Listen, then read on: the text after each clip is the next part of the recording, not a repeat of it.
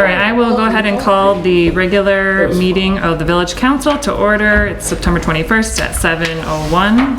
If we could stand for the Pledge of Allegiance, please. I pledge allegiance to the flag of the United States of America and to the republic for which it stands, one nation, under God, indivisible, with liberty and justice for all. Thank you. Madam Clerk, could you call the roll, please? Lori Bourgeau. Here. Kelsey Cook. Here. Maureen Helmut. Yes. Allison Kemp. Ashley Ross. Here. I do think it needs to be noted that, do you remember the 21st night of September? I wonder where you're going to that out there. We're going to put that in the meeting minutes. We've been sitting all day. That's the only line of the song that I know. Is she over there at the event? I will get the spotlight on. We'll really do it right. I feel like That I'm whole back, dance thing going like I'm today. back at the Foreigner concert. All right, item number 4, is there a motion to approve the agenda tonight?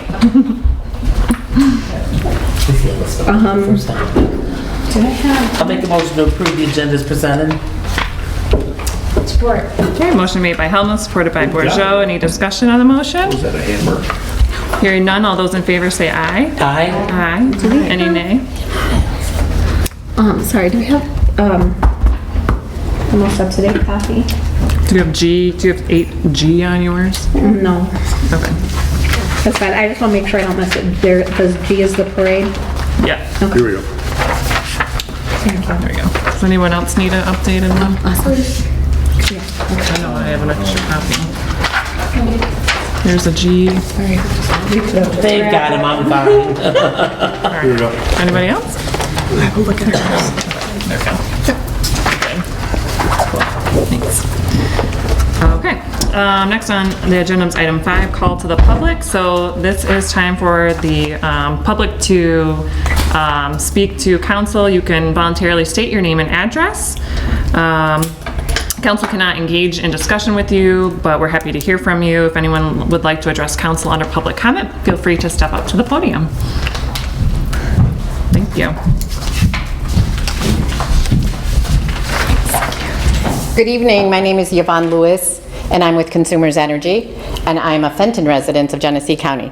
But I'm here tonight because of the program where we brought the grant for your revitalization of your, I'm going to call them your points, for lack of correct terminology. What I wanted to do, though, was spend a few minutes just to bring to you that Consumers Energy's programs don't end there. And I, as the income qualified and in-home assessment program manager for Consumers Energy, want to bring the other programs and enlighten anyone who will listen to me about the different programs that we have. So we have in-home assessments that are at no charge for all gas Consumers Energy residents. We have small business programs. We have an income qualified program that would allow for people at or below 200% of the poverty level. And here we're in Oakland County. And so we also do 80% of AMI. And that allows for furnace replacement, water heater replacement, insulation, air sealing, pipe wrap. We have direct install measures too, and they're just popping out of my brain right now. So aerators, shower heads, door sealing, window film kits, and that's all no charge. And so as community leaders, I'm asking that if you're in your groups and you say, oh, you need what? Call Consumers Energy. It's called Helping Neighbors. That's the free program for income qualified. And then our market rate program is just HEA, Home Energy Assessments. Small business is just that, small business. And we can help with reducing the water use, the hot water used in restaurants, boiler repairs, furnace repairs, through our small business groups. So I just wanted to come in on the hype that was already here today. I'm being very selfish, and just want to say that we are here with more programs than just the grant, and the grant is huge. Right, much bigger and touches so many more of the community. But as you're talking to your residents in need, or even your own individual homes, know that we have programs. Okay. I missed what you said. What was the average median income percentage? 80% AMI 80, okay, or 200% federal poverty level. got it. And so just to give you an example, a family of 4 could make up to $62,000 a year with combined income and still qualify for our program as income qualified and could qualify for a free furnace, water heater, insulation, air sealing. We partner a lot with your local community action agency, with out here is OLSA, and we also partner with Habitat for Humanity. And so if you're ever just entwining yourselves, because that's what people like you do, remember who we are. Thank you so much. We really appreciate Yeah, you're very everything you're welcome. doing for Oxford, and I really appreciate you bringing this information to our attention too, and we'd love to share it. I grabbed a few brochures that have the Helping Neighbors program on it that would at least get you in, like you could call if anyone would like one. I can just pass them out as I walk out. Yeah, that'd be great. Okay. Thank you, and thank you for your time and letting us, have our 3 minutes of glory here. Anytime. What is it again? Any song. No, you don't want me to sing. I was going to do the same one you did. Thank you. All right, let me grab that and then we will leave and get out of your hair. No problem. You're always welcome. Not a bother to us, that's for sure. We were chatting over at the Consumers Grant Award, and her and I about tweaking our link to Consumers Energy on the web, on our site to theirs, about giving it maybe have a separate one for this type of program versus just a plain Jane. If we have a microsite that would take customers right to our scheduling, so they could go right in and schedule an in-home assessment and not have to go through click, click, click, click. And so we'll make sure you get connected with that. I replaced my boiler. I'm gonna last leave. minute. I'm gonna leave these with you. Did you get your rebate? I did not. Okay, this passed of 2022? Yep. You should still look and see if you can. I'm gonna leave these just in case you wanna share them with any other groups. Yeah, we'll put them at our countertop as well. Okay. People come in and pay the water and sewer bills all the time. I'll leave them set right here. Thank you. Absolutely. Thank you so much. Thank you. Thank you. No. Okay. Yep. We'll be talking lots more. Have a great evening. Thanks, you too. Appreciate it. Anyone else for public comment? Okay, we'll move on to the consent agenda. Item 6A. Is there a motion to receive and file? I'll make a motion to receive and file. To receive and file. Consent agenda item 6A. I'm not even sure what I said. Conceive and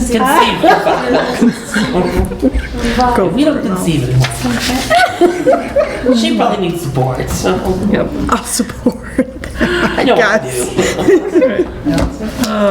do. Motion made by Helmuth. I saw support by Ross first. Thank you. Any discussion on that motion? Okay, all those in favor say aye. Aye. Any nay? Motion carries. Okay, item 6B, is there a motion to approve the items under 6B?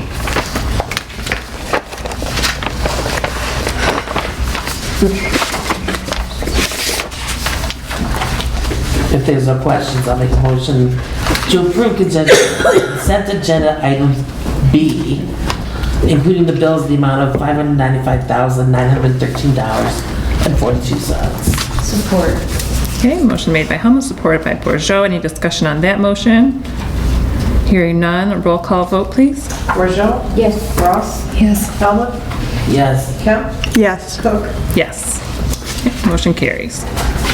Okay, number 7, unfinished old business, A. So this is the electronic vehicle charging statement, equipment program options, and we have state contracting here to kind of talk to us a little bit and answer some of our questions. So if you don't mind stepping up to the podium, that'd be wonderful. This is Greg. He was one of the 3 that walked with Don and I back in this midsummer, whatever.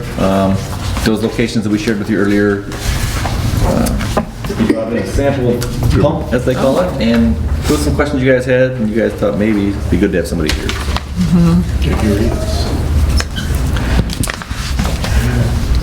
So why don't you give them an overview of some, you guys have done some another. I was waiting for questions. They recently installed some over in Holly.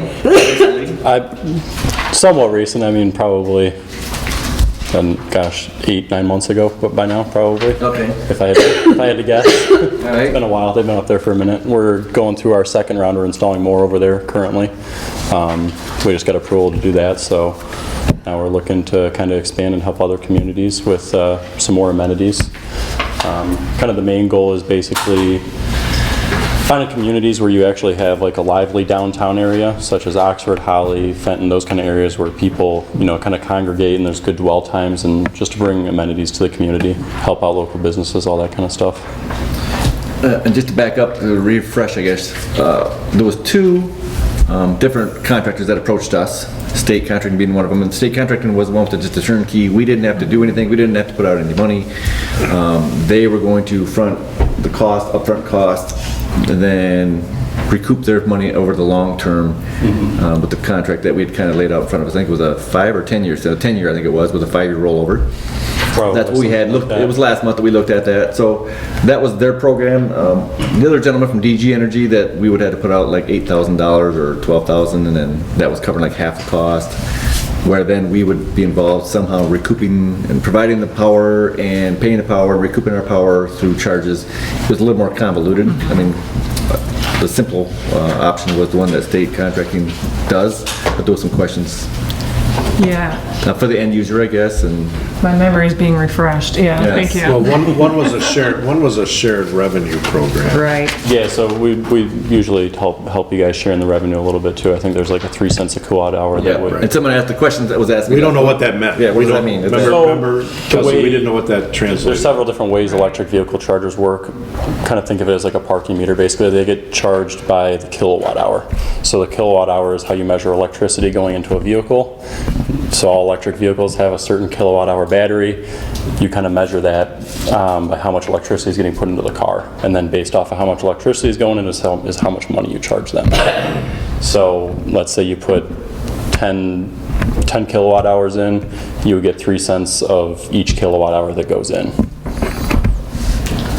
We usually cut that as a check, I believe, at the end of every What month. would that cost the user who pulls up? The user that pulls up, so it kind of depends a little bit on what you guys are paying for power.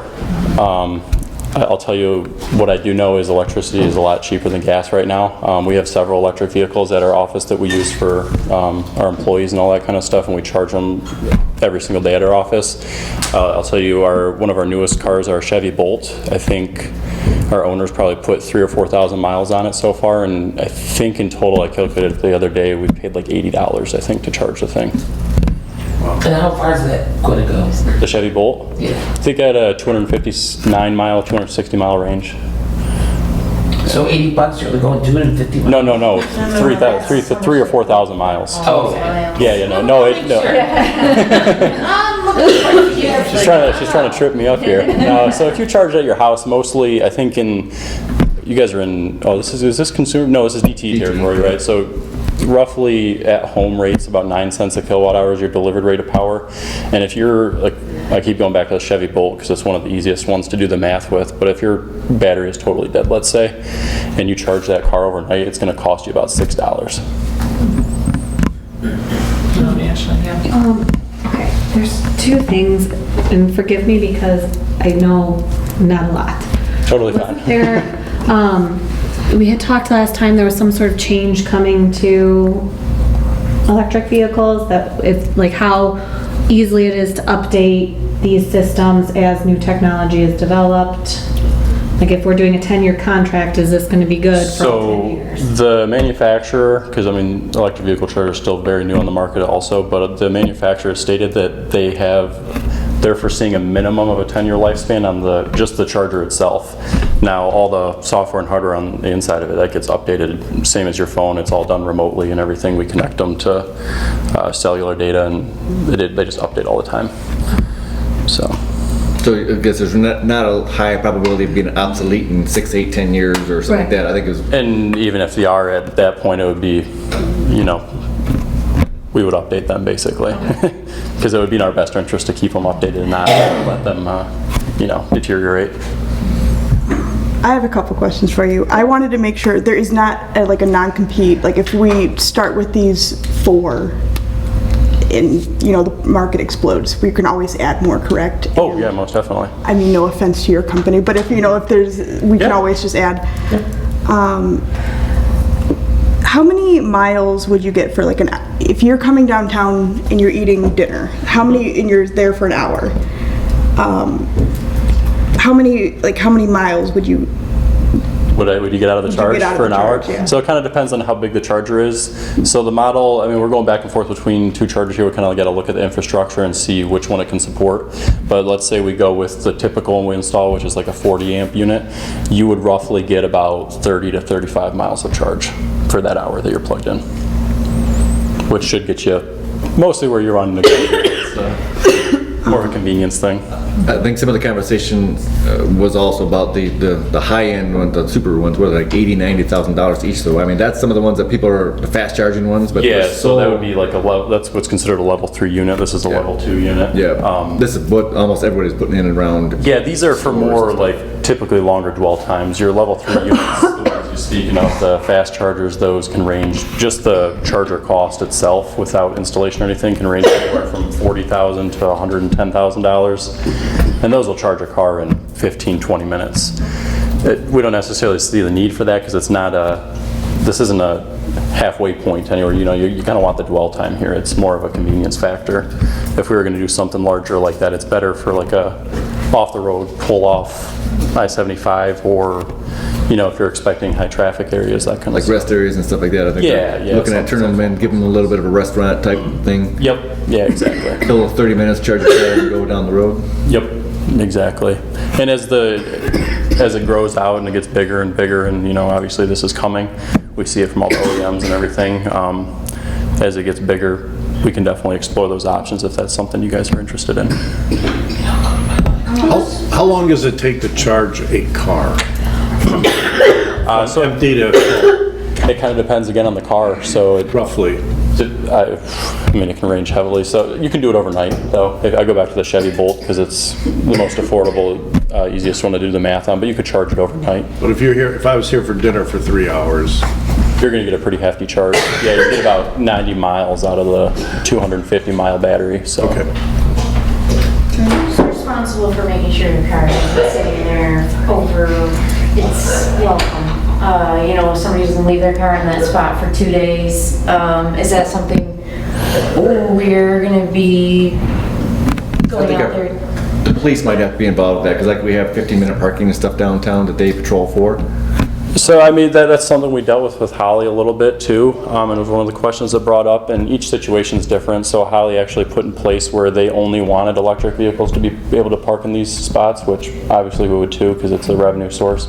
So they were able to produce tickets for people that were there that, you know, if you got a big truck or something parked there, obviously it's not in use, or if somebody's parked there for 2 days or something like that, I could issue a ticket at that point, I would assume.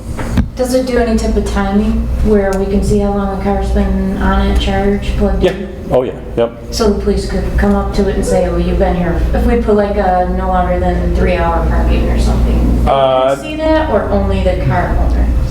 Neither. I mean, whoever's watching the monetization platform on the back end, usually myself, I can see how long someone's been there. We haven't really seen an issue with that, with anyone parking there for 2 days. I don't know if that's an issue with the spots we looked at, if somebody would necessarily park there for I don't think so. that extended period of time.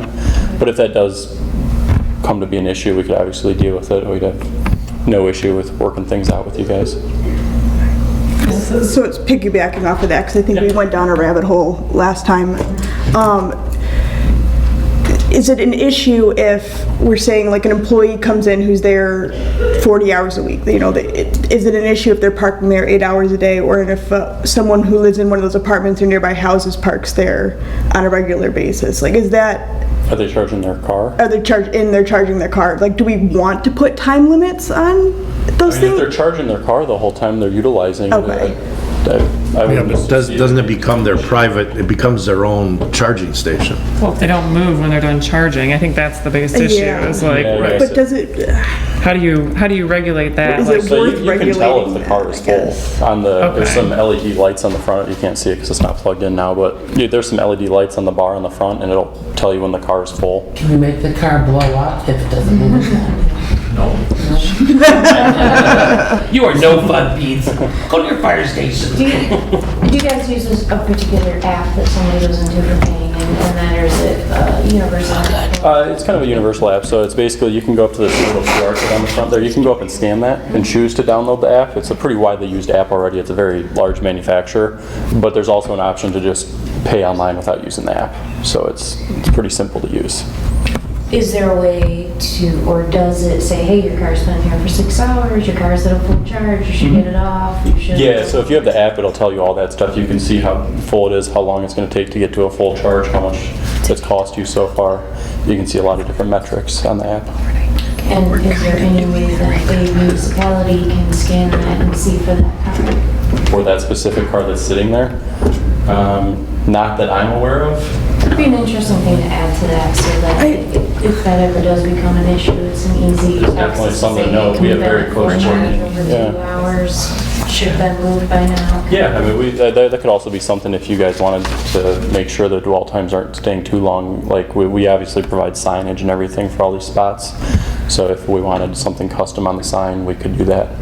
I know we've done some downtown Holly and it states on there, EV charging while plugged in only parking or something like that. I forgot off the top of my head exactly what it says, but I think that would resolve a lot of it. They have to, I just wouldn't want somebody sitting there just taking up the space as an electric vehicle if they're not actually using the station. So Yeah. once they're charged, they need to move, so. we could definitely state something more particular on there, where if you wanted a 3-hour dwell time only or whatever you guys decide would be sufficient for your parking areas.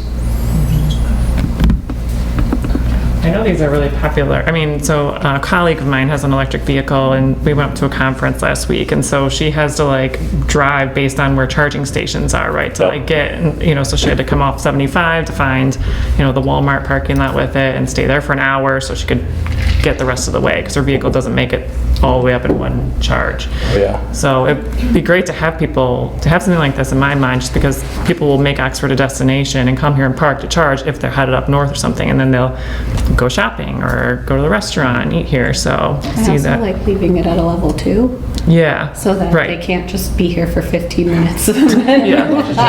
Right. Whole different ball, give them the cost with the other one. That's Yeah. true, but yeah, You better good get a point. lot of return on the other one. Pay for it. Yeah. I mean, the other one's kind of nice because then you have, well, you can only be here for so long, you can get more cars in and out. So those people in particular that are traveling up north, they're looking for those The road speed trippers, chargers. yeah. They're looking for the lightning chargers on their way, but you have to have people that aren't.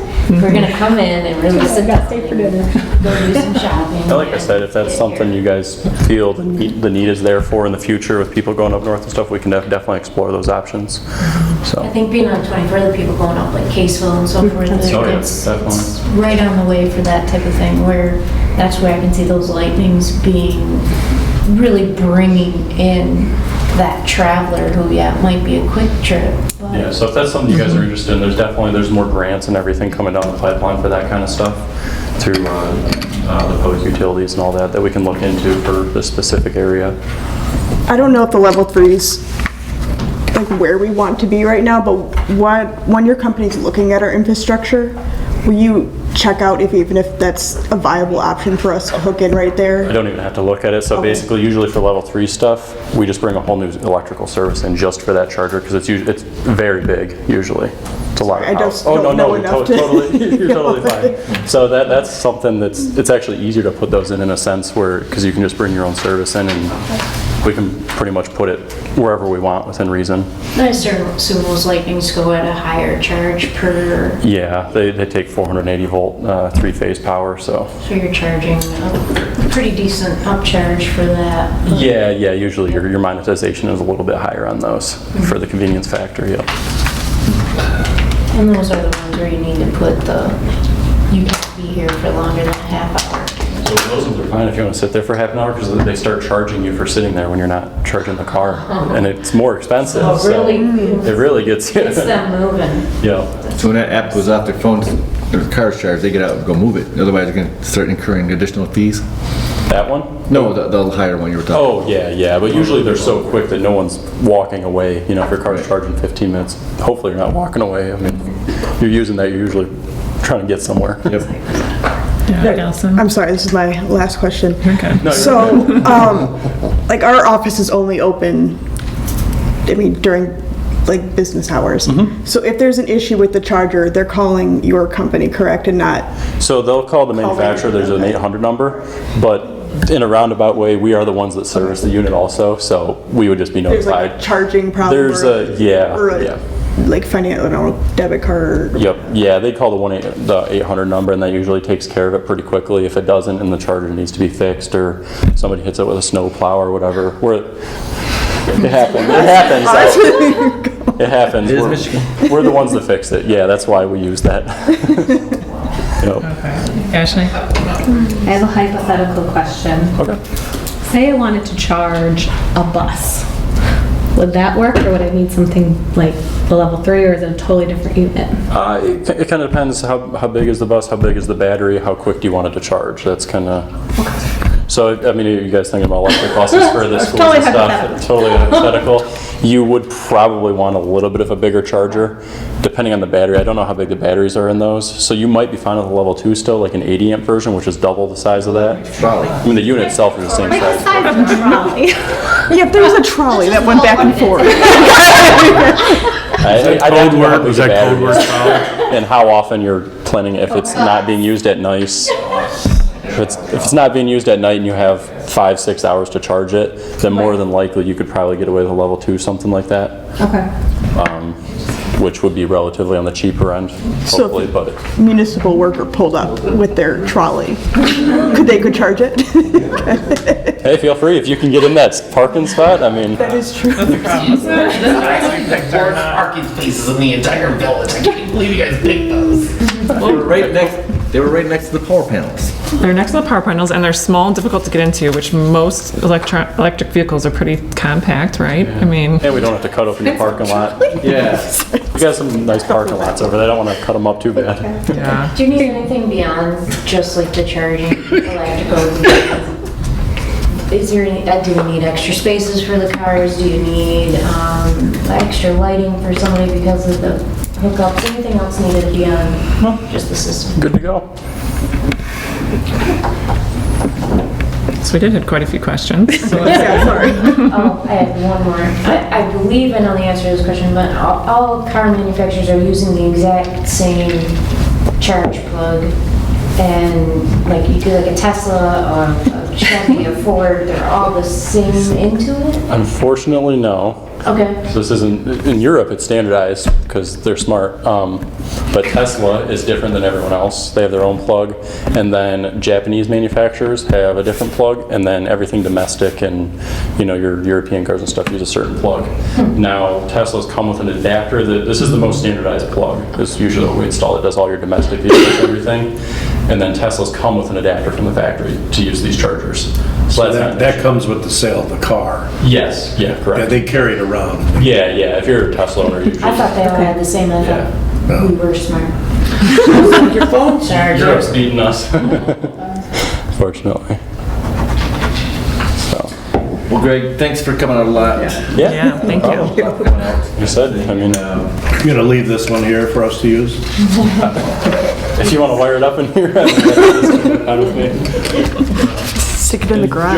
Joe has my number if you guys. I'm very surprised you got to use the word juice box. Yeah, me too. That's an interesting Copyrighted. trademark It must question. be, yeah. Yeah, well, Did you guys fight for that with the other juice box, the little thing with the straw in it? well, That's the manufacturer. Has it. I mean, they're a $100 billion company. All right, they win. They're in a resources and stuff, so they're well funded to get that. So. Excellent. Thank you very much. We appreciate it, and then we'll discuss it more as we go forward and get with you guys and see if there's some kind of a that for sure want to make Your or. hypothetical trolley, you guys have questions about it? Bus. It's an actual trolley though. If you have questions about it and you want to I can't put, I ask electrical stuff, feel free to reach out. Okay. We'll answer questions. All right. Thank you, guys. Thank you. I can't put a time limit on it. I'm sorry, but isn't Noma putting chargers in their new parking lot? I don't know, I haven't seen that on the parking lot. On the site plan for the parking lot that they're doing? Yeah, that was their You see anything intention. about charges out there, Pete, on the parking lot for the site plan for NODA? No, I didn't. Who's where their intention was, or maybe they were talking about doing it in the future, because I told them they needed to get the electrician out there before they pour the new pavement. It seems like don't they put the Because it buses? seems like a silly thing to do the pavement and then in a year or two put in charge stations. Do the buses go in at night though, or do they all park outside? Well, they were looking at, that's why they were looking at fencing in that backyard, and that was, And then some of the power though might be able to come from the back. Along that little corridor might come from the back too, to come into the back parking lot. Maybe they could just tap it from the back. because when I was talking to Lynn, I was telling her check on that and check on heating, the engine heaters underneath there, and putting those in, because things that can save money overall. I'll talk to her again about it. So Bob, you looked at the proposed contract for state contracting. What would be the next steps if we wanted to move forward? Well, we would, there's some issues that we'd have to doctor around in the contract, but Okay. I think you guys need to come to the first critical decision. Do you want to do it?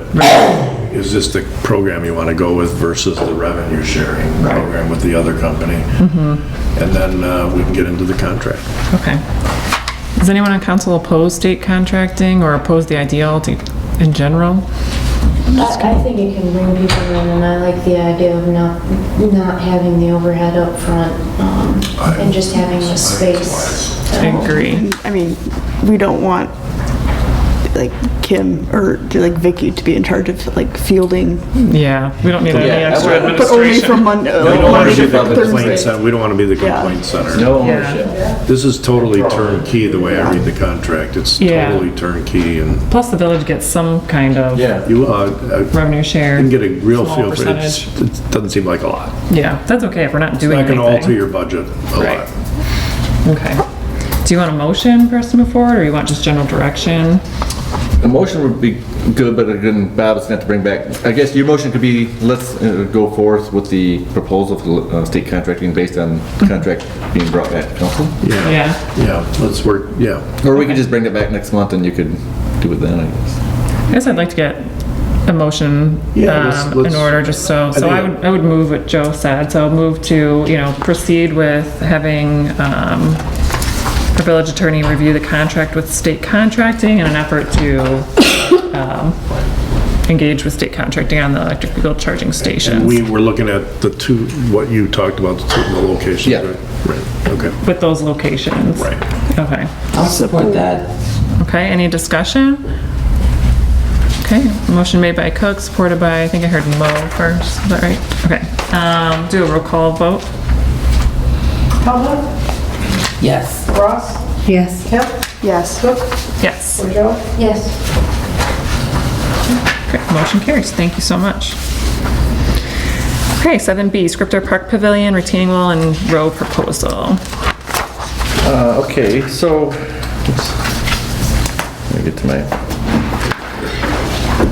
initially, we talked about the bathhouse and when Don Brantley brought that all up. But looking at the limits of the grant itself, we thought that might put it so high that we would have to fund like maybe 50% or more. And that's the maximum grant.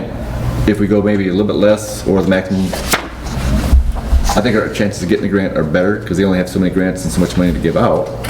So we thought if we just stick with the retaining wall and the pavilion, that'd be much more, better size of a grant. We set up our 25% match anyways. We don't have any solid numbers yet back. I think we were in the 40,000 range for the pavilion, or I'm sorry, the retaining wall. And Rose still working on some preliminary numbers for the pavilion.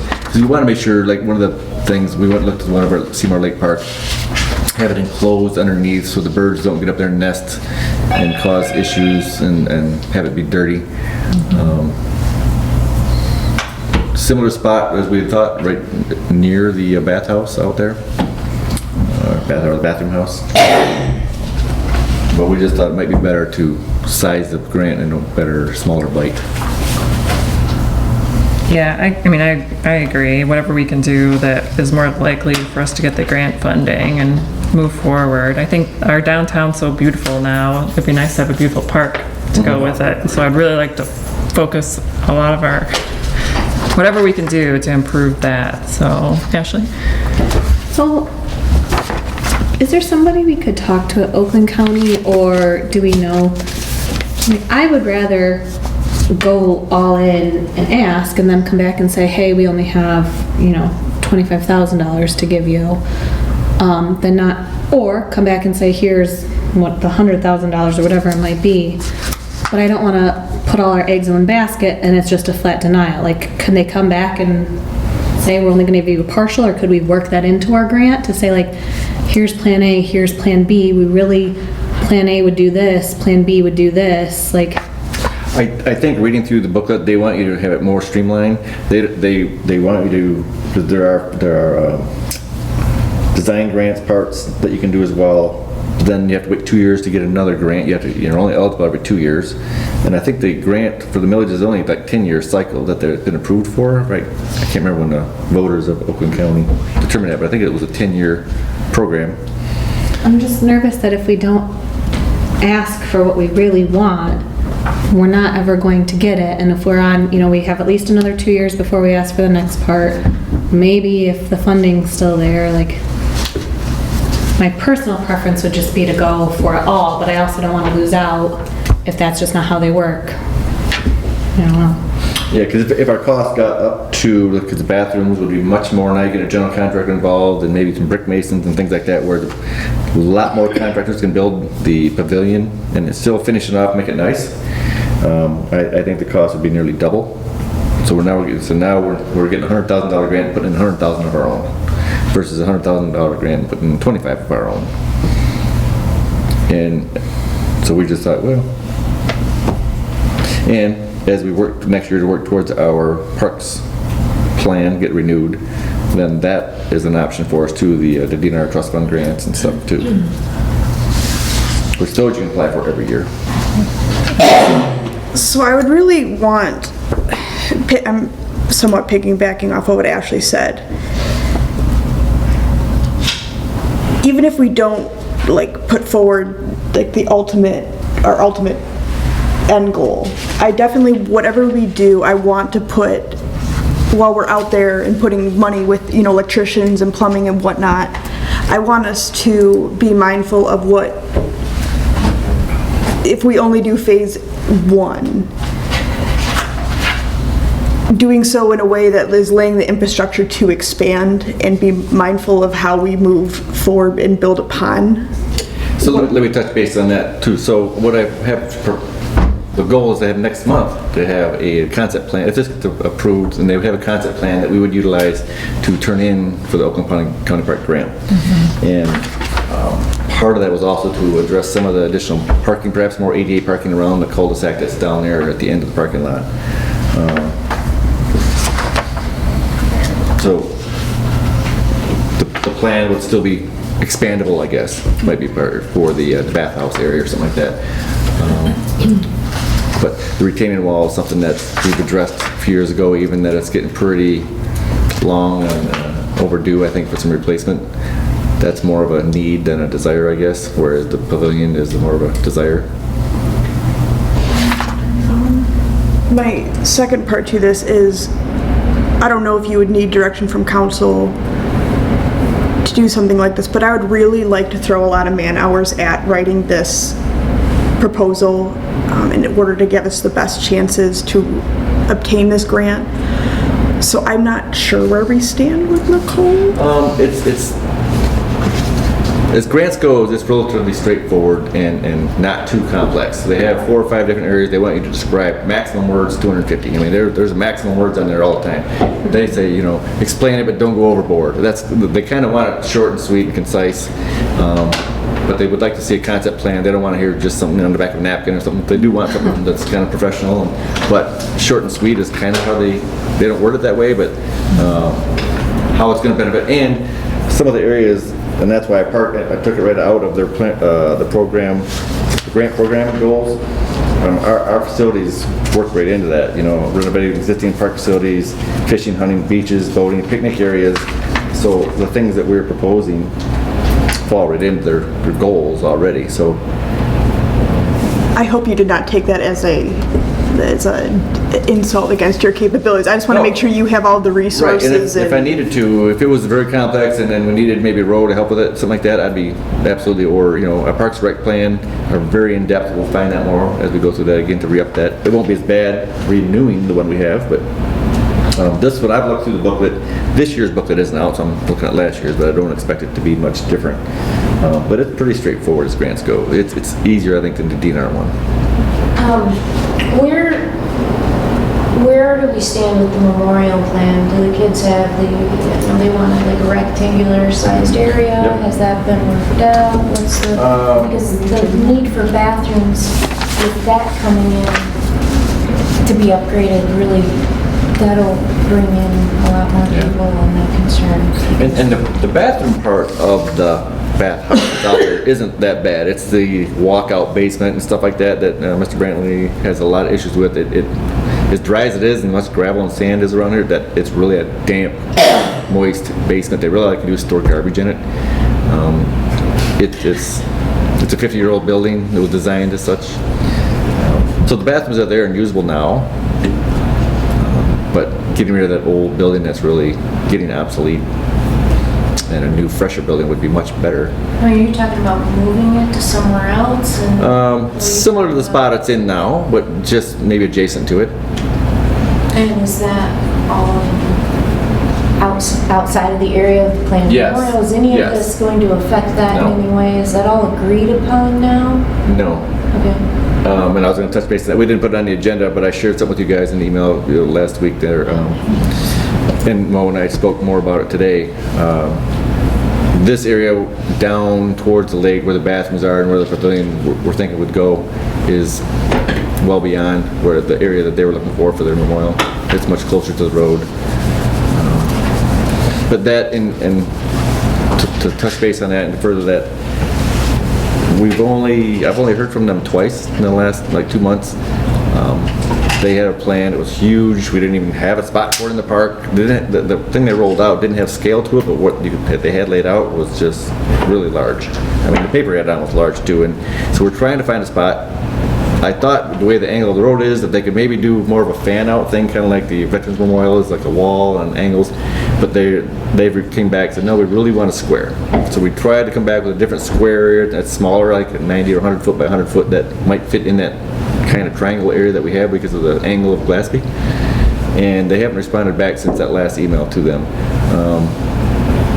And like I said, Mo and I are talking today about the trees. The window for the trees being planted is closing. Pete, is there a window in the spring for trees to go in? Up until probably middle of May. Okay. So if for some reason, they miss this window in the fall, and it takes them a while to get their ducks in a row, get the families to pick the trees, there's perhaps another window in the spring to do the planting. A couple of the youngsters that we met with are off to college. A couple of them are now seniors. There are a couple adults. Mr. Schilling, I think Justin's father was there the day we met, and another woman who was a teacher counselor was there when we met in the park. So they're working more with the group. Now they have a group email that they're just last week she shared with me, I think it was, that to communicate with them as a group versus the one individual that came and spoke that night. I don't know what all the discussions they're having. I don't know. I don't know if it's fragmented on their end or if they're having different perspectives or not, but It's hard, the kids are moving on, so, okay, that reminded me of a conversation I College had. So earlier today, Allison asked me, and it was a good question there, Allison, about the Oxford Resilience Center. Have I spoke to the director down there to get a little feedback on, then related to an item later on about the flags.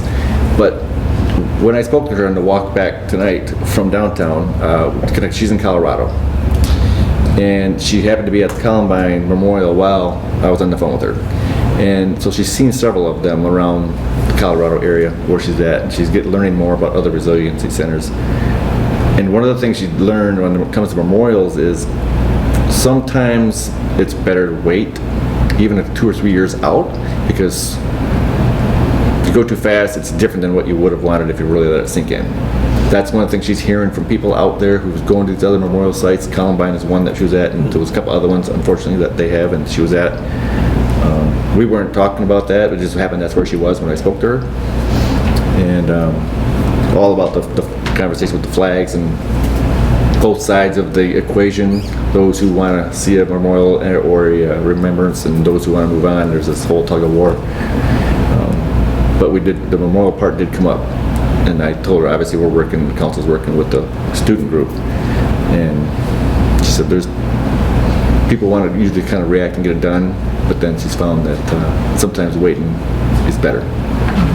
I don't think I planned a really cool looking drawing of it, but it was just the four corners that they were really going to work at this point in time, and that middle section Do the is infill going to be later. years Yep. down the road, and so maybe the size they're asking for seems really big, but it's that idea of you just don't know how big they're going to go or what they're going to do in the years that come, and it may be 10 years down the road. It's a great looking drawing. I'm assuming you saw the drawing with the trees and the... Yeah, the one just out on paper? Yeah. Yes, that's what Mr. Schilling had. It was big, rolled out. It was like 4 foot square. Oh, really? I just saw a picture of it, so it was Okay, smaller. it was big. but- It didn't have any scale or any... No, it didn't. That's dimensions what on I said. There's like But you can no, tell- you can't tell what the It was huge, whatever it was. dimensions is here. Yeah. I think they'd give me something like a 80 by 160 or something like Yeah, that. there was, and we didn't really have a good spot like that didn't interfere with some underground stuff at Scripter Park, because they have the lines going out, electrical and water going out to the pump houses, well houses. I'm sorry, what's the name of the woman from the Resiliency Center? She's Jamie, I can't remember her last name. okay. I think it's, Well, maybe Ms. Jamie, could you provide her information to that group in case, if they would like to Talk with yeah. talk with her, Sure. if she'd like to share anything with them, and Yeah. Yeah. So I we've don't been want to a put little, like our influence on it too heavily either, but right, and again, you guys had all decided way back in the spring and about planting the 4 trees anyways, quietly, no pomp and circumstance to do it, and then they came up with a plan which was kind of similar. They wanted to do 4 trees. So I think that made it come together good, but Can we you want to... reach out to them to let them know that window is closing with getting the plantings done, just Yeah. to make sure they know that? Yeah, and I think in the one email to them, I may have mentioned that to them, because initially there was a talk of putting large trees in. You would use a tree spade, so you're very limited on the species you can pick from, because you got to be able to find them. When they asked about, they really wanted to give the families the opportunity to choose whatever tree they wanted, that's okay, but now you're going to find a smaller tree at a nursery somewhere, which that's fine, if you want to let them, give them the option. So that made it easier, I think, and we just got to hear back from them on that. But Yeah. if they want to get something done this year, they need to nail down the footprint. That's it, right? Get us the footprint, get the trees in the ground, and then they can work on the infill later. Ashley, did you have a comment? No. Okay. I'm going to shift back to the Scripter Park proposal from Rose. So if the scope of services that's provided, that council could make a motion on tonight, would this, this doesn't include, this just includes, I should say, the retaining wall and the pavilion. Yeah, And the then, concept plan of the whole park might be shown, using an Okay. aerial to show, shown. Can we expand the scope if we want to look at other things, just to have them look at it all at once? Or do you Yeah. want them just to look at these things for purposes of this grant, so So- we can move it forward? Initially when I had reached out to Roe and they gave me a back proposal for the concept plan, it included the bathrooms. Okay. It was $100 more. So I said, well, you know what, maybe just take the bathrooms out, we might wait, and it came down to $100. Okay, for $100 more, they can put the bathroom location-wise on there, right? And maybe when we did a little online call, Don and I with Roe, one guy out of the Pier office, and then Paul O'Meara out of a different office, they were showing us prefab bathrooms that you see at parks and national parks and stuff like that. They thought what really are nice. They go in, they're like I said, prefab, all designed, you buy them. But when they're looking at them, they're pretty pricey. You don't have to go with those, of course. You can do a stick-built on-site with brick and block. We want something that would be blocked, something that can withstand. But they could add that on. So and this concept plan would be something we'd use for our grant submission. But it really doesn't get us much work that we can use for the actual design and engineering. That'd be separate anyway? Yes. Okay. There's not a lot of overlap. I'm not gonna say, oh, we're gonna spend $3,700 here, but it's gonna save us $3,000 down the road. Right. No. it'll say very, very little of this would go towards the actual design and bid specs of the project if it comes down to it. So if I'm hearing you right, what you're saying is you found that if you did the bathroom and everything else that we really need up front and the bathroom, that it would be a lot more upfront or cost of ours that wouldn't be covered by the grant. And you were thinking you would prefer to try to save the bathrooms for a future grant that would cover the entire bathroom and Because of the basically limitations, split it into two. Because of the $100,000 limitation on the Oakland County grant. But we could incorporate the bathroom for $100 more on this design, the concept plan. We could have the bathroom put on the concept plan, and then we could use that for any future grant. Whether it's a DNR one next year or 2 years down the road for the Oakland one. So for $100 more, I would think put the bathrooms on there, at least location-wise and. Yeah, I just want it to be the most efficient use. I mean, if we have to pay a little bit more to expand the scope and we don't have to go back a second time, but if it's not useful for what you're planning, then I don't Well, we want can to still do it, use that same concept plan though for the future. For future grants. Oakland plan, or the following year, part of our parks plan, this is the concept plan for Scripter Park specifically, would be put it into the parks plan, Okay, and so it would be beneficial. okay. Any other questions or comments? Yes. So is this are we asking Roe to do like our dream big plan, or what is it? It doesn't have anything to do with the student memorial part of it. Okay, I just want, yeah. That's part. This is limited to the retaining wall, a pavilion, and bathrooms potentially. I just want to make sure, The space, this is maybe just me overthinking it, but I want to make sure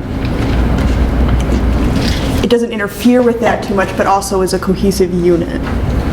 And not just like a very choppy, awkwardly, like a house that's been built upon and built upon thing. so if we did the plan, the way it is now, it's going to show the existing infrastructure and parking, and then it would show the retaining wall area, and it's going to show cross sections of the retaining wall and stuff and cost, and then it would show a location of the pavilion, some design of the pavilion, and then perhaps a location for the bathrooms. The part area that's being thought of and promoted for the student memorial would still be there and available, and could always be just superimposed on there, you know, as, oh, let's update our plan and add theirs into it now that we know where they're at, how big it is. I'd move to approve the village manager to sign a contract for engineering services for Scripter Park concept plan with Road Professional Services with the expanded scope and related increased costs, whatever that may be. Support. Bourgeois. Any discussion on the motion? Okay, so motion made by Cook, supported by Bourgeau. Let's do a roll call vote. Bourgeois, Yes? Talbot, Yes. Kemp, Yes. Ross, Yes. Cook. Yes. Motion carries, thank you. Thank you, Council. Next up is the museum use agreement. And that's a separate copy we have here. So just using very basic information and very basic terms, put together a lease agreement. Received some great comments on some language changes. We have a few adjustments to be made. So really just looking for any input you have, which I've already started your changes. Joe had a couple of changes. And then when we have a workable, what we believe is workable, we wanted to throw it over the fence to the museum to see their thoughts on it and hopefully have an approvable document at your next meeting. Yeah, I think with some of the changes I know that Ashley point out, being Yeah, they were a great. museum professional, are really helpful. I'd like to give it one more look after those are made, but I don't know Yeah. that we need to. No, what I'll do is, Joe and I had other things we were gonna change on it too. We just didn't make all the changes until we got here tonight. So we'll get a revised out to you, and then if it seemingly looks movable, we'll move it over to the museum and see what their thoughts are. And I tried not to put anything in there that was offensive or aggressive, or I tried to keep it very basic. I know the relationship is good, so we're not trying to outsmart anybody here. Feedback? But overall, I mean, it's very like what you would expect in an agreement, so. Yeah, it's a little bit vanilla, it's just Just, kind of, I didn't respond to everyone because I didn't want to break any rules. So I had asked Bob regarding repairs and maintenance, basically that all work must comply with the National Park Service laws, regulations, orders, and museum best practices. That we would get 30 days notice. I know it says on, like, I think section 11 that we would be notified in writing, but at least 30 days would be my preference. And then also back in section 10, that we may not remove rubbish because rubbish could be museum collections. Just depending on how they define it or what they're looking at. So just trying to cater a little bit to their needs a little bit more. The second part of that, maybe we can chat later. yeah. And we're gonna change we keep this building under our general insurance policy, so we're gonna shift the burden to them just for content insurance. Which is, Didn't we already do that? Yeah, that's the way it is now. Okay, We want to make sure to spell out, right, though? okay. Yeah. The one almost have a point panic that I And I kind of want them to be, I want them to be in charge of making sure they feel covered for contents. Good. Right? We'll make it explicit.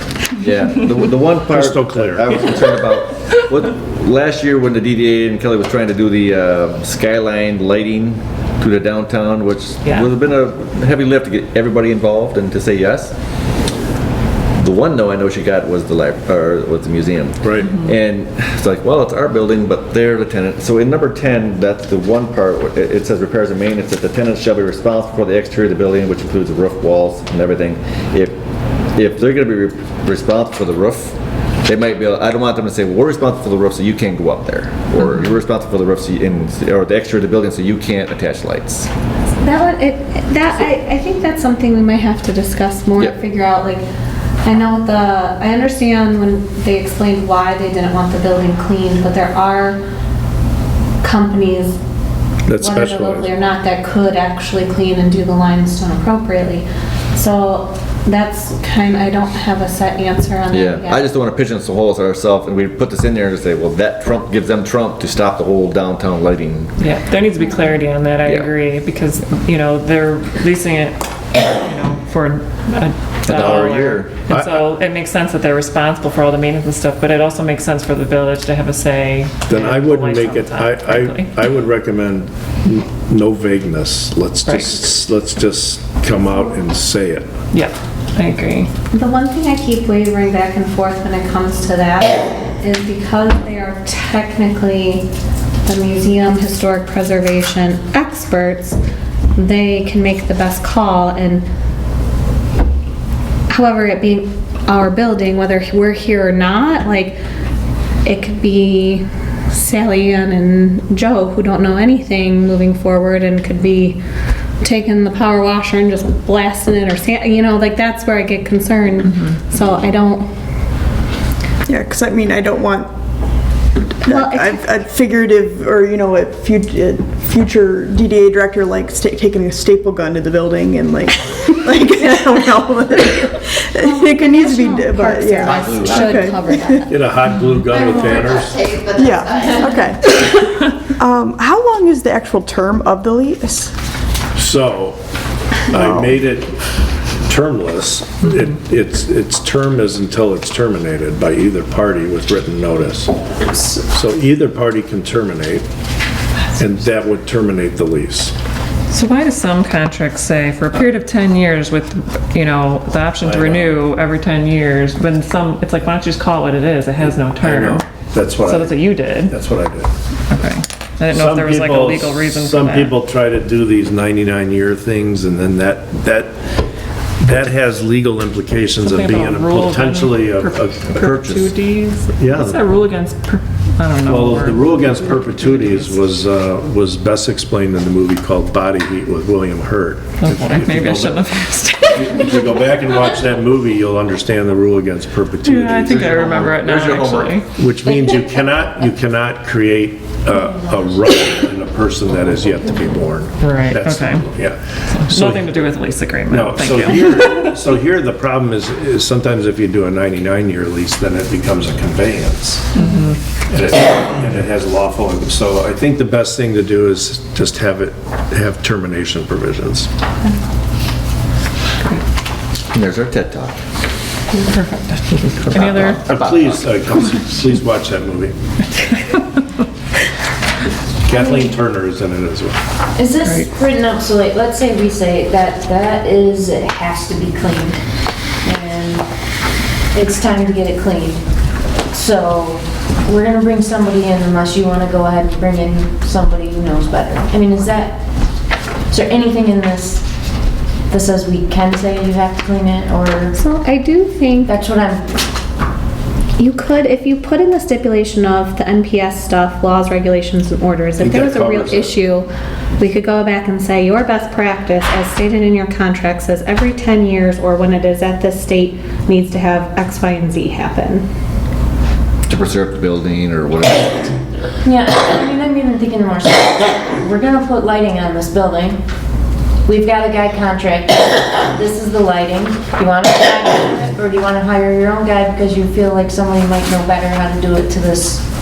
Standard. Yeah, and if you want to go ahead and do that, you can go ahead and do that. We understand there's reasons why you think it might be best done in a different way, but this is what we're doing every winter, or this winter, or, you know, I don't know if that's, well, that's not legalese at all, but I mean, can it be? Oh, I understand what you're capturing there. It'd be to preserve our right to do so because it's our building, but do so in a manner that they agree with or is proper, I That guess. they're given the opportunity Well, why to wouldn't we choose just, their own services. why wouldn't we get like a right of first refusal to conduct the activity?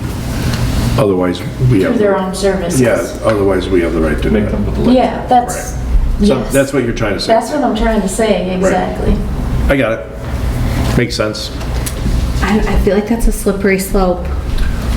Like, I'm very torn, because if somebody came to my museum and said, I'm just gonna do it, like, you can do it your way or it's gonna happen anyway, like, Well, But what, it's not I know. yours, that's the. I know. it's a would little- you like a provision that says they have the right to review and approve our plans to do it, but not the right to, As long as all parties are complying to current best practices, I'm fine with it. you see, that's a much more easy and global way to handle the issues. So that if we're gonna do lighting, we do lighting in compliance with those Yes. practices. If, That I'm comfortable with. right, so maybe what we say in that paragraph where we refer to that, we say that would apply to lighting, displays, maintenance, cleaning, it applies to everything that happens to the museum, Exterior, exterior right, wise. because they're pretty much, What about windows, for example? Because they did put in new windows. How does that shake up? Like their interior, exterior? like where- That under this lease would have been something they would have had to notify us about. Because I know they might have already changed it, but when they were put in, they were not what I would consider best practices at the time, but they had a plan to rectify it in the future. So maybe that, that's only been a couple of years. yeah. Maybe we have to really be we have to be mindful of the lists we create that goes along with compliance with that standard.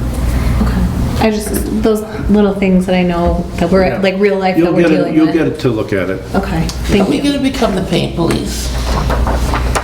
Because I have a real problem with that. No, we're becoming the preservers of the structure under standards that are not ours. But are some of those things something that would be it has to be done? Or is it just because we think the building needs to be cleaned? No, it's for preservation purposes. Nothing in here. So cleaning is destructive, even if you just go home and dust. So you're not really going to be the paint police. You're following the best practices to keep the building preserved for as long as possible.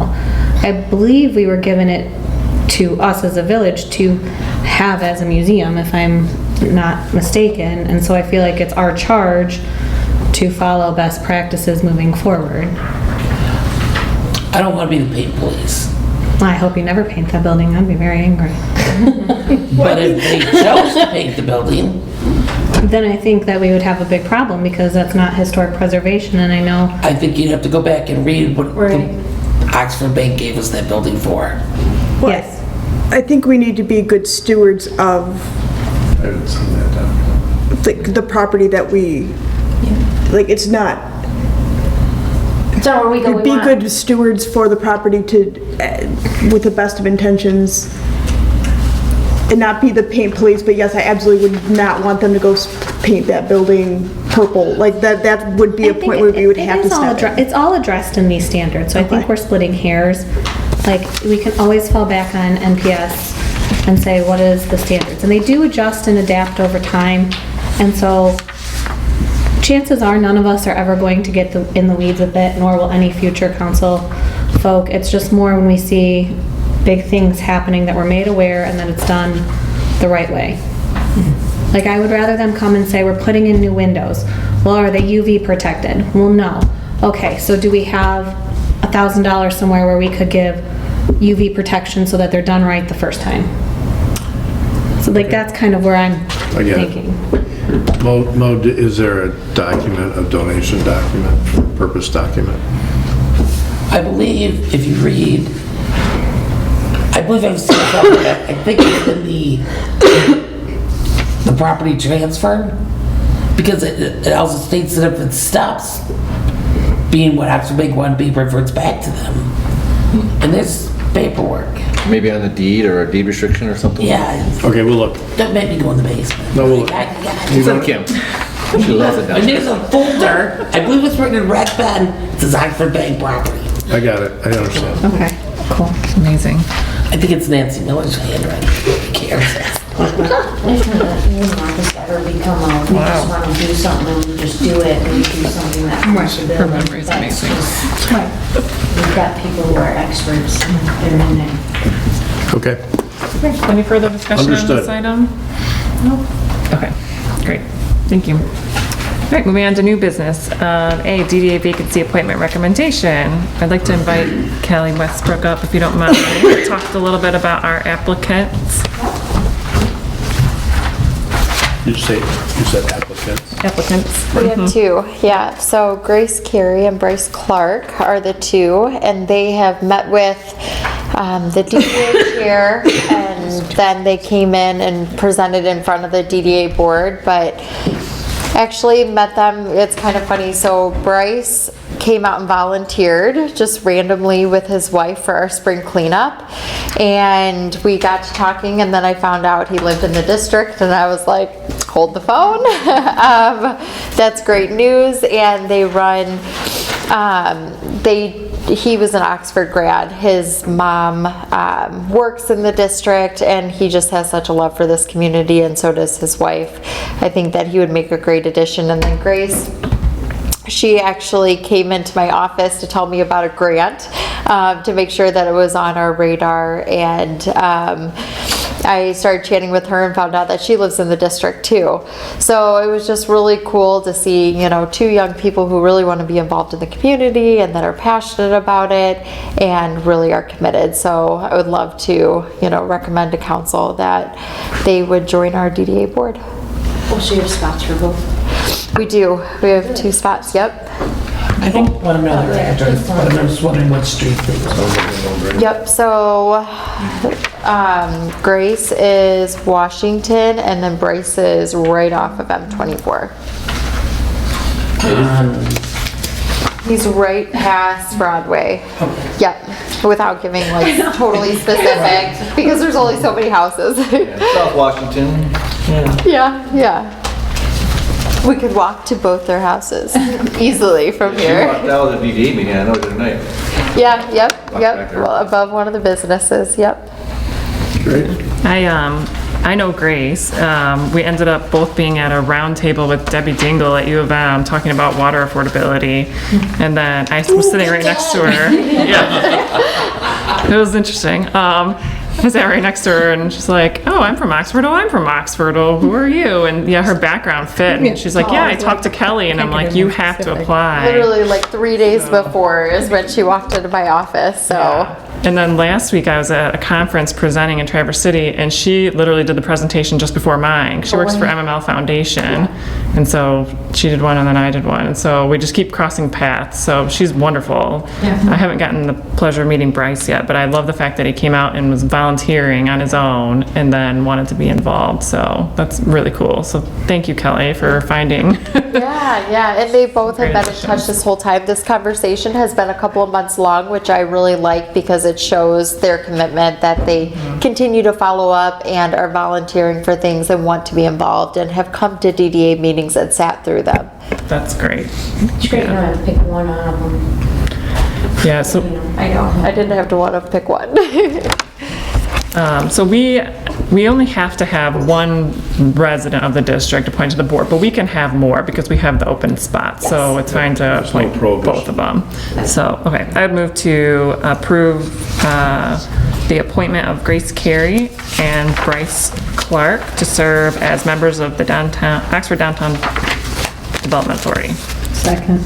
Okay, motion made by Cook, seconded by Ross. Any discussion on the motion? We don't know, their terms will coincide with those that they are replacing, so we'll have to choose which one of them replaces the resident. Flip a One of them would be in Laura Herford, was the last resident we had. Gotcha. We'll have to see what their term is, so they may be, one or both of them may be expiring at the end of this year, just not sure what their window is. I would recommend that Bryce be the business owner or whatever, because he does have a investment property. Yeah. That's what I was thinking. Doesn't he live there too? Is that where he lives? It is, but it's like a duplex kind of thing, so almost like. Yeah, that's right. So Grace Carey would take. She would be the resident, as the resident, okay. And then, and then Bryce Clark would take the vacant. Because the statute just requires that a majority have an interest in the downtown. Right, exactly. So really only 4 of them need to have an interest. Yeah. Okay, does that tell you enough, as much as you need to know? Yep, then I'll coordinate their names onto the spreadsheet and we'll know their terms and we'll know when they expire. Okay, perfect. We do a roll call vote? That's it. That's tiny. Oh, I'm sorry, roll call vote? Yeah. Cook? Yes. Kemp? Yes. Ross? Yes. Holman? Yes. And Bourgeois? Yes. Great, motion carries. Thank you. Thanks. Okay, next up on the agenda is the request for the blue and gold flags for the November 30th anniversary. We have in our packet a photo of what that looks like, and it looks like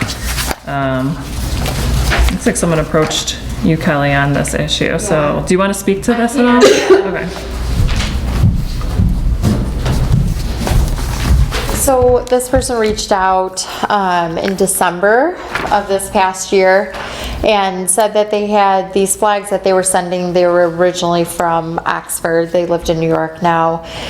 And, you know, we said thank you. They sent them, but they were supposed to be here much sooner. They didn't get here till spring. Well, it's spring, you know, I kind of talked with Joe and just said, I don't think it's the time to start putting up things right now when all those things were coming down. So we said, you know, maybe the best option would be for the 1-year anniversary for a few days during that time to have the flags up and then come down again, because then we'll go into soup and sweet stroll and the parade and things of that nature. So, but we still wanted to, you know, tell this family thank you. I mean, they're very nice, that you can tell that they spent quite a bit of money on them. But I just thought that maybe that would be the perfect timing that week. But I really told Joe, I feel like it's up to you guys and your plans and whatever you think. I think,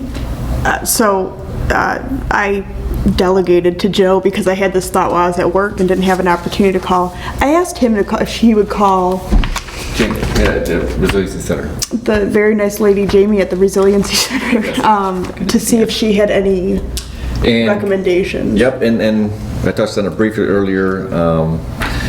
As you'd expect, same thing with the other ribbons and stuff, it's 50-50. And she kind of feels that it's about half the kids, half the community feels, yeah, they'd like to see that, those remembrances and those things, and the other half says, I'm just soon move on.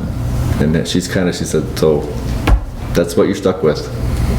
And it really comes down to, she thought, well, I described to her what Kelly and I talked about, perhaps doing a 1 week, that might cover the 30th, and then taking it down, because at least then you've satisfied some of the need for those who want to see it.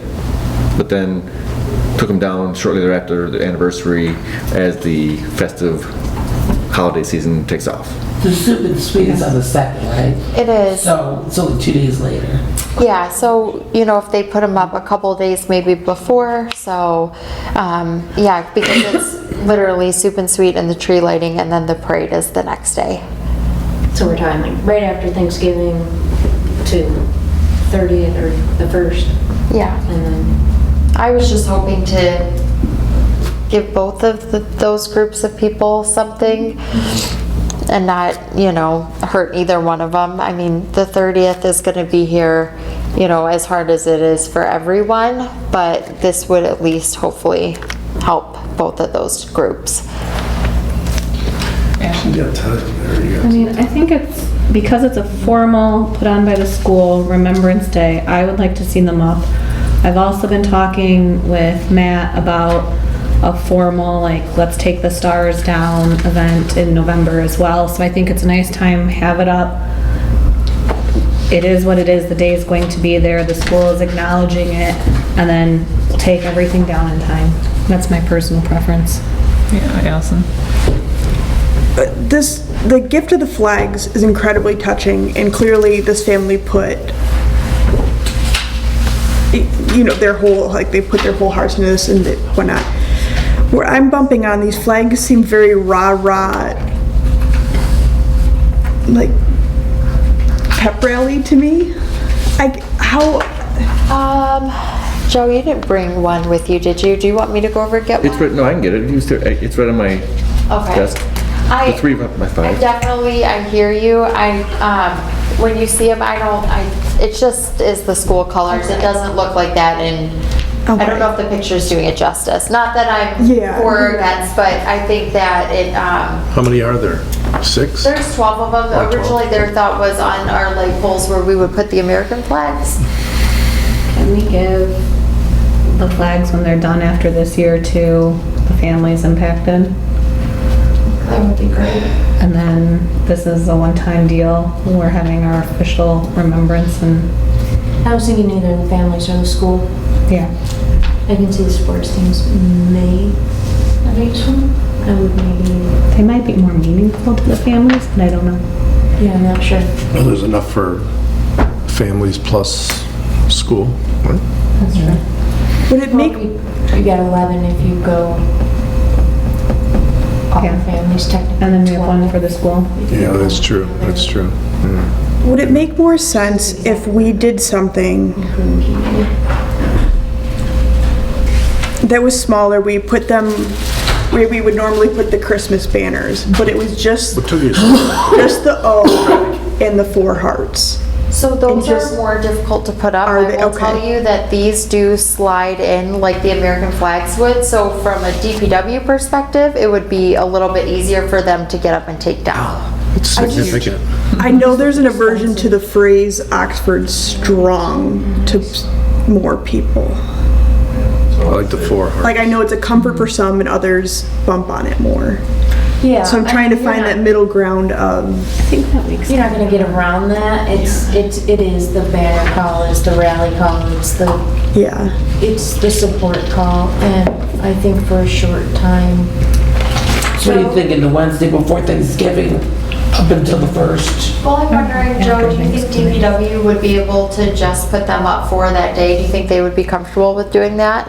Which day? Because maybe it's just, this is the one day, this is the Remembrance Day that those are up, and then they come down. So that's that's a Wednesday, right? Yeah. It's a Wednesday, November 30th? Yeah. I would think you'd want to put them up Tuesday night only because the DPW doesn't come to work until 7 o'clock in the morning. People are already on their way to work. But you put them up Tuesday night Yeah. and then take them down Thursday morning. And then we can schedule our volunteers to put up the Christmas stuff that day when the flags come down. And then disperse of the flags, how we see fit I think to after. the families is a great idea. Maybe just mail them. Note or something, tell them when they Do we need a motion for that? Yeah, can I ask, Chief Schultz, do you have an opinion on this? I'm gonna go with no. Just go with no, Pete. I'll abstain. Okay. Chief Stowell, do you have an opinion?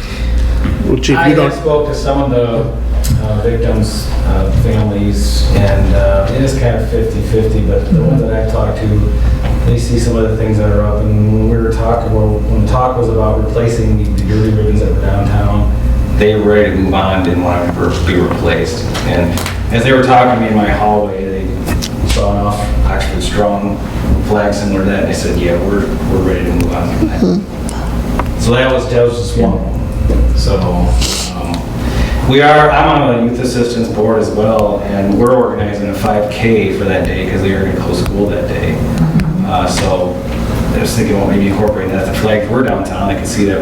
Depending on what route, we haven't decided a route yet, but we're talking about maybe starting at the school, walking and going Pine Trail and doing a loop around and going back, something of that nature. So it's 50-50, I guess. So.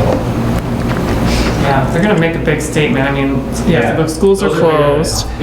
Yeah, like, a Those are lot of people are gonna be I'm taking the day off work to spend with my kids and serve the community. So we're gonna be downtown, you know, like, it's in your face if you want it to be. I do not have an opinion because I don't feel like I should honestly have an opinion. Yeah. And I'm not like saying anything, I like people to have opinions. Yeah. But it's a really hard decision to make because I know it affects everybody so differently, so. It's a very tough decision because, yeah. I mean, I know my son's over the wording, you know, but either way, those things are gonna come back for that day.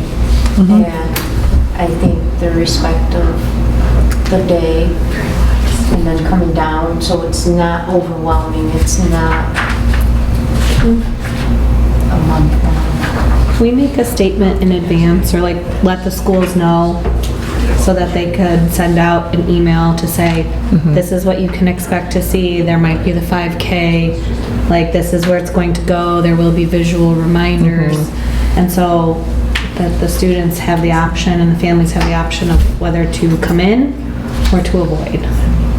That's good. The school's been great at doing that constantly, sending out anything that they think might affect anyone. So we were Oxford Strong before November 30th. Right. We were Oxford Strong through the pandemic and everything else and for a really long time, but still, I understand. So.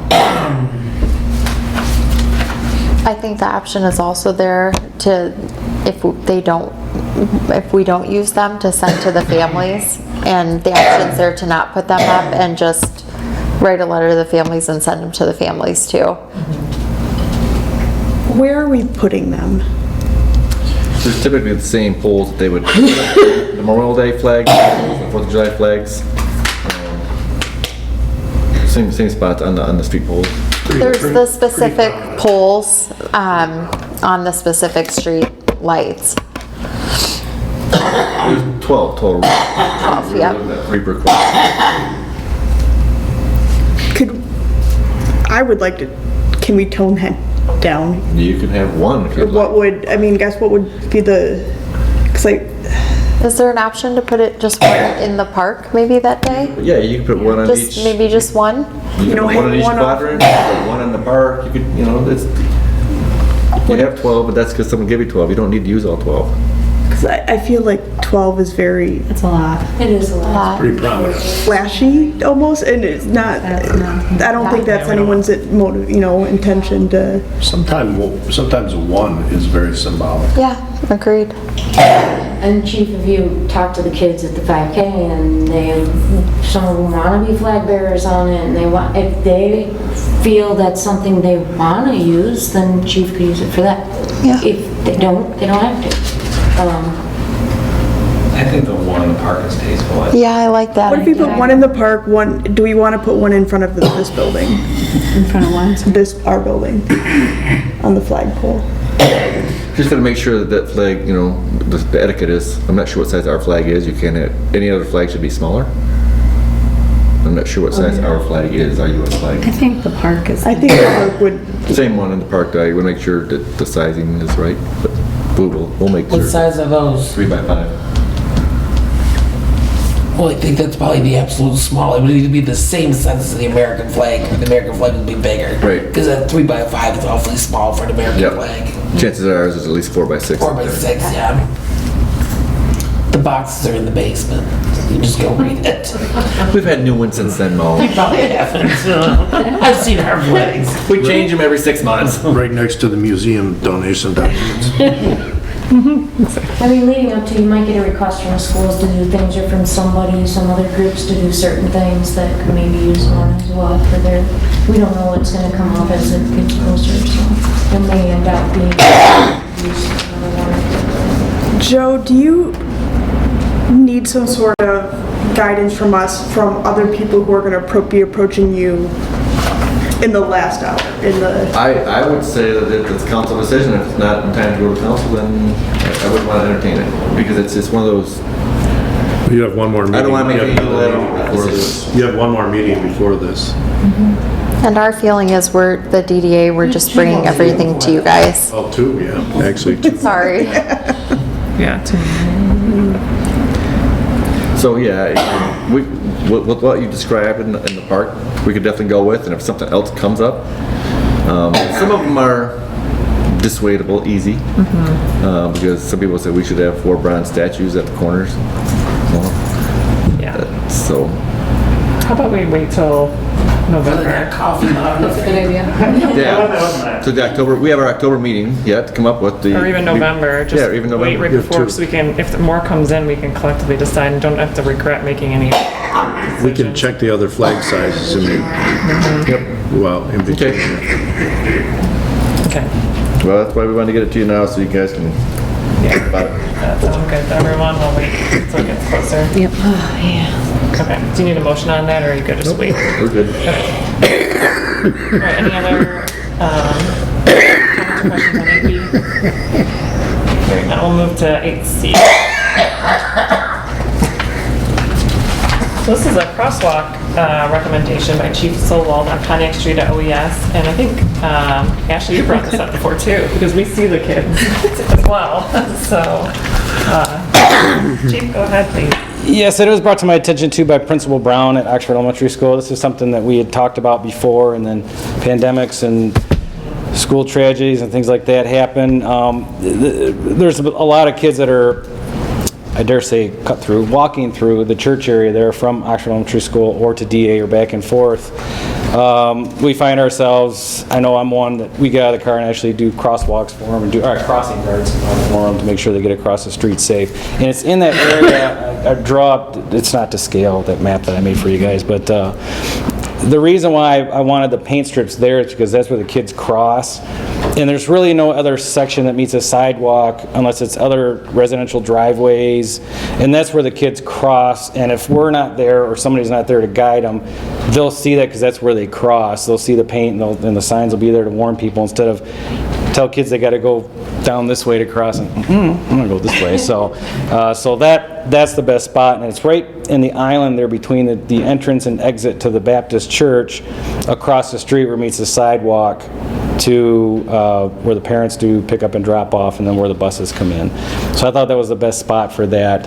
And then the signs that are going to warn drivers coming in from the south and from the north. And I talked to Don, and he said with the cost of the signs, the paint, and the labor, it would cost about $400 if we were to put that down. And I think it's just anything and everything that we can do to give the kids some extra safety to cross there if we can't be there.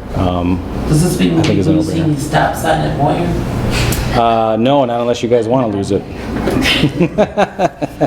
I think this is a horrible idea. I think this is an absolutely horrible idea.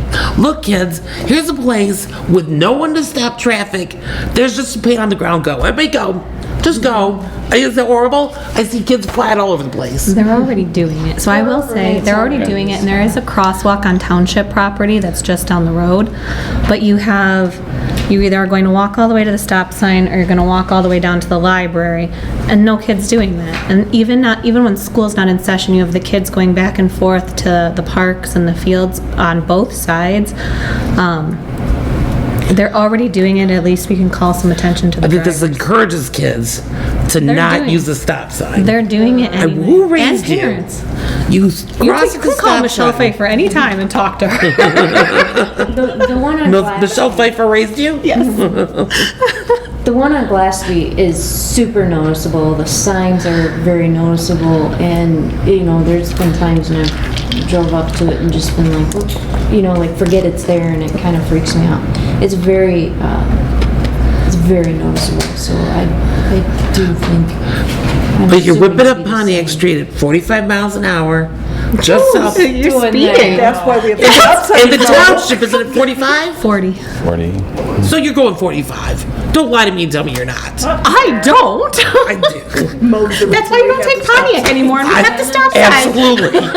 Mo's my biggest fan, so I always Does it have a lower speed limit during school hours? Yeah, well, it's always 25 in there, whether it's the school zone or not, in our section. But the township. But there is a section when you go to you're the talking township. about further If you're down. headed north, Yeah. it's not that far. No, right it's at like the right church. here. Going 25. So you're going 40. Yeah. So this is right So at you should the- already be doing 25 if you're going south, but you are doing 40 before you come in. But as soon as you enter the village limits, it turns to 25 right at the border. Let's petition the township to change that to 25 and make Mo real happy. I don't. The whole thing. I have not been down Pontiac Street. Yeah, then you about gotta get into raising your the house. road commission and all that other stuff, so yeah. No, I know, I hear I you. just. Actually, I would love that. I like that idea. I actually like that idea, Short but- strip. Yeah. 40. Yeah, it should be, honestly. Yeah, Can't believe it is. yeah. And with the school there now, because that wasn't a school when the speed limit was 45. I mean, it was, but it wasn't being used as a school. It was just a football. High It's been a school one school time, since it was wasn't it? built. Yeah. Well, Exactly. okay, anyway, so my day, Yeah. that was just the football. Kids field. get There hot was lunch no- there. There was no Yeah. actual school going right. on. So, Sorry. can I'm not old I, enough to. I'm gonna make a motion to approve the pedestrian crosswalk to be placed in the area of the church entrance as recommended by Chief Wall. Yep, support. Okay, motion made by Ross, supported by Borjo. Yeah. Okay. Any discussion? Hearing none, we'll do a roll call vote. Ross? Yes. Olive? No. Bordeaux? Yes. Yeah? Yes. Motion carries. Thank you, Council. Thank you. I never want you to come on Pontiac ever again. Item D is proposed resolution 2022-10 MDOT annual permit authorization. Just reaffirming our permittee users, per usual. Thank you. I'd move to adopt resolution 22-10, the performance resolution for municipalities as presented. Motion moved by Cook, supported by Kemp. Any discussion on this motion? Hearing none, roll call vote, please. Olive? I don't know. Yes. Bordeaux? Yes. Ross? Yes. Cook? Yes, motion carries. Next is the Metamora landfill designated funds. Madam Clerk? Well, we are currently wrapping up our pre-audit work, and we're still cleaning up some accounts that have been on the books for a long time. Metamora landfill, this is been closed since 1986. There's been no activity in any of our financial activity, nothing for over 20 years. It's not saying that if there was anything that came up in the future that we would, not have to or not be obligated if it came to that. I think the attorney can speak to that, but I think that our liabilities chances are slim. And so we're asking that these funds be undesignated. So we looked at the Metamora landfill. The only activity going on right now is the regulated PFAS testing like every landfill is going through with the program in Michigan right now. The landfill is not on any 201 designation for cleanup, nor has it been designated a Superfund site. The tangential liability is that with respect to landfills, if and when there is a problem where there's contamination that needs remediation, they do look back to potentially responsible parties, would be any entity that generated waste or materials to the landfill. That hasn't happened here, and it hasn't, this landfill's been closed administratively under the Eagle records for quite some time now. You have $29,000 in this account. If there was some cleanup remedy that was put in place, that $29,000 wouldn't go very far in terms of your liability. There's no reason to keep this designated funding right now, and it's a good account to clean up. Thank you. I'd move to undesignate. I think you. Oh, I'm sorry. Oh, sorry. I just wanted to, I'm sorry. I don't want to get too sidetracked, but what was our original, okay, now I'm asking you to What was the reason? Why would we be obligated to do this in the first place? We weren't. We did it. The community did it just as a precaution. I have other communities that have landfills, that have money put aside for sampling and for ongoing mowing and for ongoing leachate control and rut control and slope control. But this landfill's not in your community. You're not in that loop. The only time you would be put into this landfill liability is if they went to a PRP designation to go back and try to retrace everybody who used the landfill to contribute money towards a cause. I'd like to say that since I actually worked here in '86, I know you guys weren't born yet, but I was born. our trash hall used to use Metamora landfill. Yeah, and that's why that was the concern. It's just a precautionary thing. It was a big deal in '86. It was big, but it was just precautionary. Right.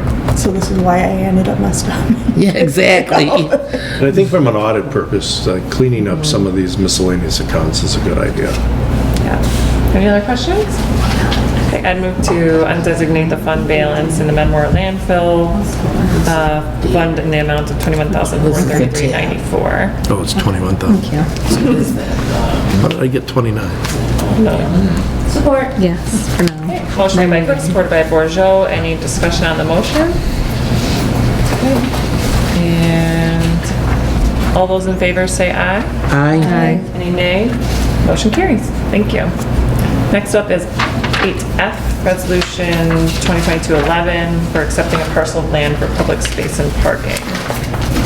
So the map I shared with you guys shows the current blue boundary of the parcel lot behind the southeast quad over there. The yellow line represents the underlying old plat. Typically, you won't even see that until you get to a different layer in the pictometry and stuff. But that just shows how the old plat cuts through the magenta, which is the 40.5 South Washington parcel. So that's why there's a weird legal description. It's part of this and part of that. So the current owner of 40 South was getting ready to sell it, and this came to light that he never knew or wanted that back parcel. And in 2006, the township came to him and said, "Hey, there's this kind of weird spot.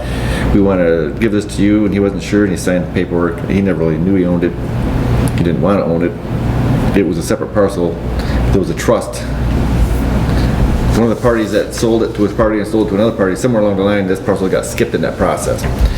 So the owner of 40 South, which is where Valor Salon is now, he's getting ready to sell it, and he just wants to clean it up some, and said, would you guys, give you that back piece of property? And Is it the whole red box? yes, Okay.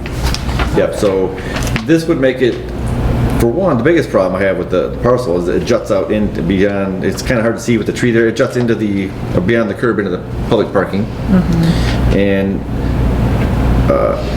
the neighboring, the tap is to the north there, their property ends at the back of their wall. This would now make it similar to this one to the south, 40.5, with also their property would end at the back of their wall. So it'd offer more public use, public space. It's part of the social district. So for $1, I think it was a good investment for us to take it and clean it up.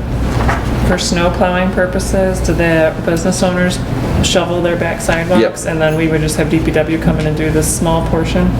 We would only do the part in the parking lot. We don't do, You don't shovel the sidewalk there, No. even though if we own it though? even along like on 24, they're supposed to shove it out into the parking bays and stuff.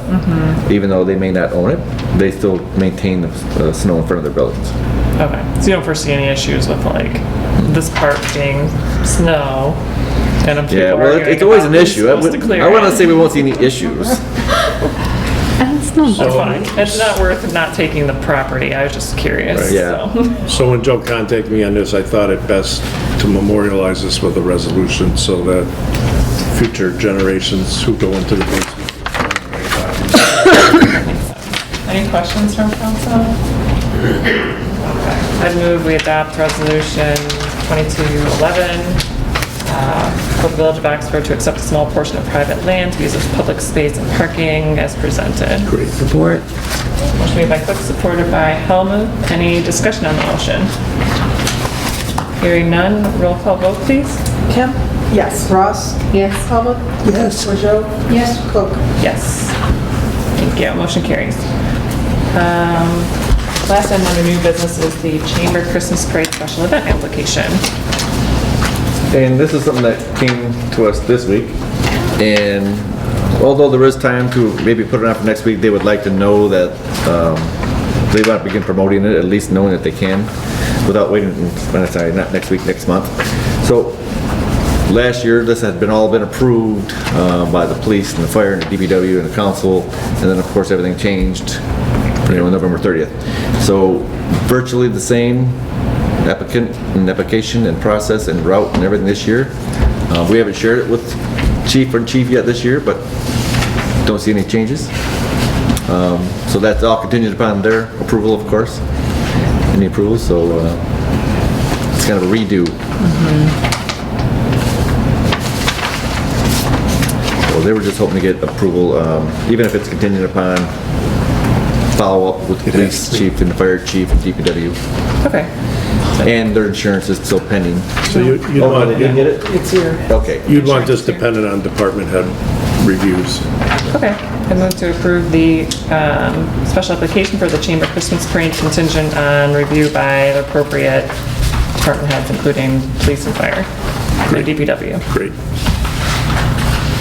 Okay, motion made by Cook, supported by Helmuth. Any discussion, questions, comments from council? No? Okay, all those in favor say aye. Aye. Any nay? Motion carries. Okay, number 9, there's no items removed from consent agenda. 10, second opportunity. Anyone would like to speak under public comment? Chief Schultz. Evening, council. I understand at the previous meetings that you decided to not take any action on the apartment inspections. So let me relate to you an incident that we had happen to us here about a week or so ago, that we got a call for a structure fire in an apartment building. And when we arrived on scene, obviously, yes, you could smell smoke. The resident in one of the other apartments had smelled the smoke in her apartment, and then so she came out in the hallway where it was like really bad, came out and called us. And got there, I went into the front door, and yes, you could obviously smell smoke like pretty heavily inside the building. And then we made entry into the apartment where it was coming from, and at that point, the items that were left on the stove that were cooking had burst into flames and was starting to lick up the front of the cabinets going up the front. No working smoke detectors in the apartment, no working smoke detectors in the hallway of the apartment, nothing.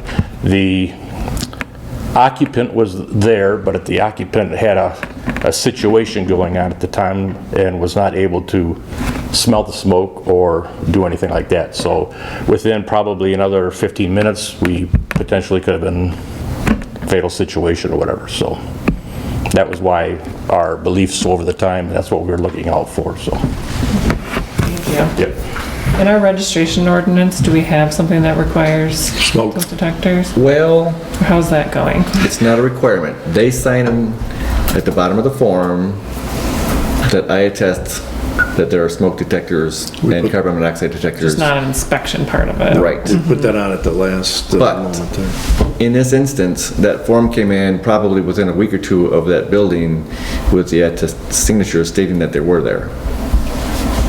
But there's no eyeballs Right. in that registration process. So the landlord of the multi-unit home, it's, you know, not the large complex, signed stating, yes, there are smoke detectors. And when we get it in, we don't know.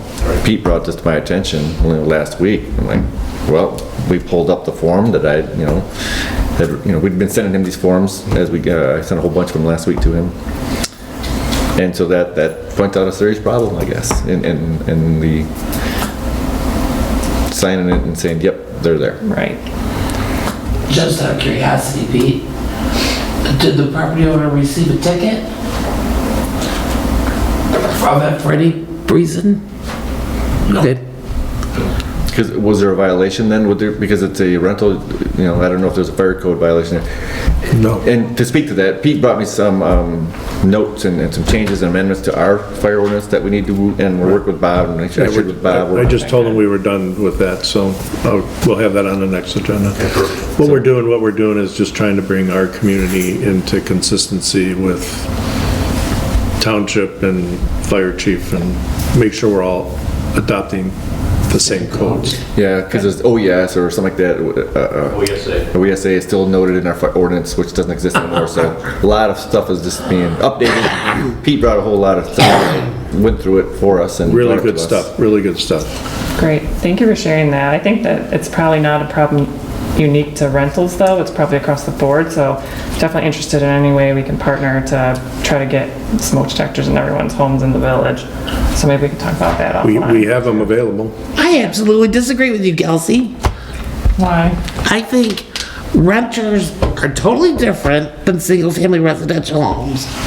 And I was not at the meeting when you guys decided not to do the rental inspection. And I would like to go back and discuss that, because I think you guys were completely wrong. Okay. Any other public comment? Okay, we'll move on to committee reports. Borjo, Noda? No, I don't have anything this week. Okay. Mo, Planning Commission and Cable Commission? Planning Commission hasn't met in, I think, 7 years. It's been a while. There's never anything for the agenda, so I have nothing there. And the Cable Commission hasn't met till the week before the last Planning Commission meeting, so I'm good.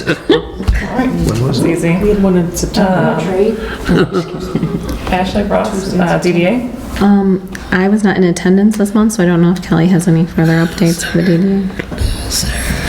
It went well. It was a quick meeting. Last time you went to your committee. It's a meeting. Yeah, I missed Gas one. is great. Good. Come to Scarecrow Fest October 2nd. Yep, Scarecrow Fest. Scarecrow Fest looks awesome, October 2nd. Perfect. Thank you. Pollyant Trail? Pollyant Trail, I think I need to have further discussion with Joe based on the conversation we had today. Our meeting was at 3 today, so I haven't really had a chance to talk with Joe and recap what Leanne Noss had brought before us. It is the trail gave its blessing, but doesn't want to be involved.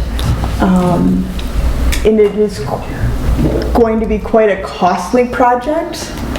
At For those least who like don't know 20,000. exactly Yeah, I'm anything that sorry. you talked I'm sorry. Let's back up. So I've had a couple requests over the last year. That was very cryptic. That was extremely cryptic. I sat here like 2 hours ago. I'm sorry, I forgot. Felt like I was at home. Yeah, I'm asleep. Sorry, guys. All is good. How was your day? All is good, Very all is cryptic. fine, it's a good thing. Let's just start there. I've had a couple requests over the last year or two about trying to put some crossings at Lakeville near Oxford Lakes entrance on Lakeville. Getting over to the Pollyant Trail. So you cross Lakeville Road. And earlier this summer, I reached out to Roe, hey, what do you think? What would you think? Reached out to Jack Curtis, we talked to the Township Sharp Engineering, did some preliminary reviews where they think crossing might work, because you have the Willow Lake sub in the north, you have Aqua Lakes here, you have the hill going towards town. It's township property to the north, you have road commission property, so there's a lot of players involved. But I did share the information with Miss, is it Knopf, I think, yes, and I met her today at the consumer thing. So she was very happy with what we had already presented and shared, and I said, really, we need to get permission from, or support at least from Pollyant Trail before any of us spin any wheels trying to go forward with any type of a crossing there. The crossing would more than likely require signage and perhaps the flashers, because that's a higher speed county road. Village doesn't maintain that portion, or It seems like one half, We do. one lane is ours So- and the other lane is the road commission. So I mentioned to Curtis Wright when he was here at the elections in August, hey, this is kind of ruined, what do you want, can we get it to you guys, at least see what you guys think? And so I sent it to them last week, they had it on their agenda today, just to be sure that they were, understand what the request was. Do they support the idea, and would they offer support? Because a lot of times when you go to get a grant or something like that, they want to see buy-in and support from the other stakeholders and stuff. So that was really what it was today. Took the Pollyant Trail to see if they supported it and would support it going forward. Not that they would have the money or the backing to do the design and the installs and perhaps the flashers if needed. Part of the problem would be that the grade there is extremely high, and it needs to be 2% to be ADA compliant, which it would require to be ADA compliant. The woman from Oakland County, Kristen, she was so helpful. She talked to me after, but she said it would be quite, it's a complicated project, and I suppose the road commission had already declined and denied permission to put a crosswalk further up by the middle school because of the citing speed as a concern. And that we would need approval from the road commission to put the crosswalk there. And everyone involved would be the township, road commission, MDOT, because of the timing of the lights. Us, it would be a... Could waste in 24. Yeah. She thought it was perhaps because of the timing. So, but there's a whole nother, yeah. There'd be a lot of moving pieces. That's puzzling, because we have another stoplight there at Glass. Dictates the timing Maybe of 24. maybe I'm But still, maybe there's a just lot. throwing alphabet soup at it. Yeah, the north side of the north side of the road with the Koenig property, for some reason they own like the middle of the Oh, and road. Koenig would also have to sign off on it. And then you have the DNR who owns part of the trail, so it's a multi-party, multi-stakeholder project. So at least today it was just the first step to see if the Pollyant Trail would even be willing to entertain it for those parties who wish to go further. And it sounded like they supported the idea in theory. Oh, they liked the theory. You know? So. But not the involvement. Yeah. Sounds good. Okay. Manager, staff, and attorney reports. Joe? Not much. The only thing I want to mention though is 59 North Saginaw. You guys have seen it. Perhaps it's a little bit of a buzz of a town. One of the ladies, I think Miss Prather, is that your neighbor? She reached out to me and asked, oh no, to Kelsey, and Kelsey forwarded it to me. So if you've been by 59 North, Mr. Dale Willicke owns the property. It's a rental property. Everyone else through the corridor, for M24 corridor, worked with MDOT real estate folks to grant either sale or whatever they did for the expanded right-of-way. Remember, we sold a bit of a right-of-way at the north entrance out of our parking lot. They tried and attempted many times with Mr. Willicke, never came to some kind of agreement. Yet they designed it and built it as if they had. So they had encroached into his private property without getting permission to expand their right-of-way as the lanes are tapering back into 4 lanes to get underneath the bridge. MDOT did? Yes. Okay. Yes. It was MDOT's faux pas from start to finish. Mr. Willicke said, okay, that's great, move your stuff. I'm not gonna work with you, I'm not giving you permission. So they thought maybe they could work it out with them, I guess. It was between their real estate folks and them, and we met with them a few times and explained some of the background and what their challenges would be. When they did the project and let the project and they bid the project, I assumed that they worked it out. That's between them and the property owner, and it never had been, and so he forced their hand and told them to remove it. And Mo reminded me, check our ordinance, I think we require a sidewalk, and I did, and I informed MDOT of that. They're gonna have to move back out along the curb where the existing little bit of right-of-way does still exist and have a jog in the sidewalk there. And I've told them via email and writing that I don't want it to go all winter without a sidewalk. It's so uncooperative. That's the story behind it. It's a purely an MDOT situation. They obviously control the road, the right-of-way. They're the ones who built and designed and built something without proper permission. And the consequences are what you see out there. 100 other scenarios would have turned out different. Yes. So. Thanks for that. Just saying. Yep. So. Dangerous right now. I mean, it's about to get cold weather, and Right. people that frequent it are going to be running or walking on bricks. Now, if I recall, I don't know if I saw it, I think it was maybe in writing or something from MDOT that said, Mr. Werlicke's fine if people want to still walk across his front yard, but he is not letting MDOT keep their sidewalk in his front yard. But that puts a liability on him. I didn't see, I never heard that from him. That was what I was told from MDOT. He's like, I don't care if people walk across my grass, that's fine, but move your sidewalk out of my grass. So ridiculous. I just want to say, he has definite reasons for doing what he's doing. So don't just judge based on the circumstances. There's a lot of background. MDOT should have worked it out. And, you know, when they went and let the project with that design, I think all of us assumed they had. That's their baby.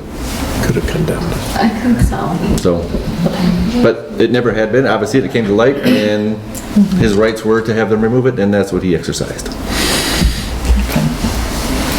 Anything else? Well, as I mentioned earlier, we've been going through audit prep for, actually, right after the last audit, you start prepping for the next one, but, you know, pretty much very intensely since July. So the audit begins on Monday. We hope it's going to be a quick, you know, couple of days, and then should be able to get those financial statements in by the December meeting that way. So Unico did provide a legal analysis of our charter. I've given that to Bob and started looking at it myself. It's going to be pretty involved. I don't expect to, you know, there's a process that we're going to have to go through, and I've sort of outlined that, and I'll probably bring that forward in the next little bit, but I got to get through the audit first, and then I'll turn my attention on that. I think your note to me was, read it, but don't talk to me about it. If I recall the email. That's all I have. I just had one issue to raise. Very recently, we had a very beginning meeting on a North Oakland County Waste Authority issue. You know, I represent the South Oakland County Waste Authority, which is 13 communities. There's a movement to form a North Oakland County Resource Authority. I'm not sure why you weren't invited to that. Everyone around you was on the Zoom meeting. You didn't hear anything about it. Orion was on, Auburn Hills was on, Pontiac was on, Waterford was on, everybody was. Oxford Township? Pardon me? Oxford Township? Yeah. Okay. So everybody, there's no obligations being imposed right now. Nobody's forming anything right now. There's just discussions. So I'd like your permission just to tell them to include you in for future notices. It's not a bad program. I just finished doing the Mid-Michigan Waste Authority, which was 36 communities, which required a psychology degree.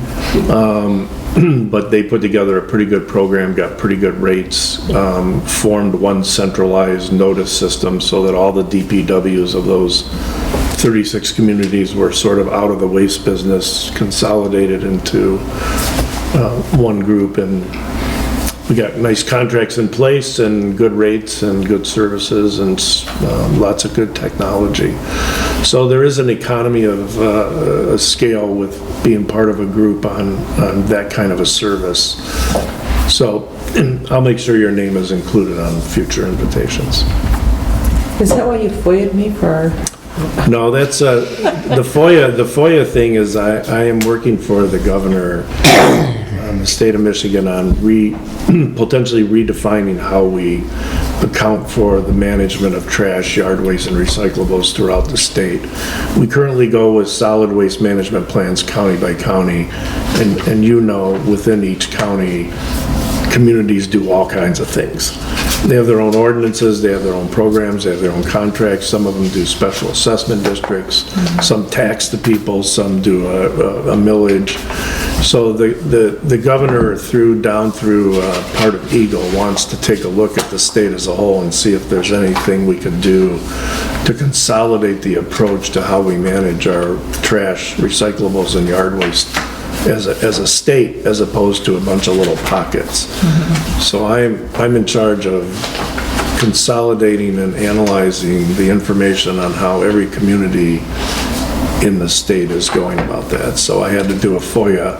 I had to do the FOIA to say that I did it, even though I knew the answer. You wanted to be on my list. I just. I thought she was gonna deny me and force me to appeal. All the FOIA stuff. Yeah. Anyways, that's how that originated, so that was. Okay. So we'll keep you posted on that. It might be something in the future that you're interested in. Sounds good. All right, Chief Sowell or Schultz, any comments? No? Executive Director Brown, that's good. Thanks for that alert, Chief. All right, council comments. We'll start at the end and move over. So, Portia? Thank you. Nothing. I could sing again.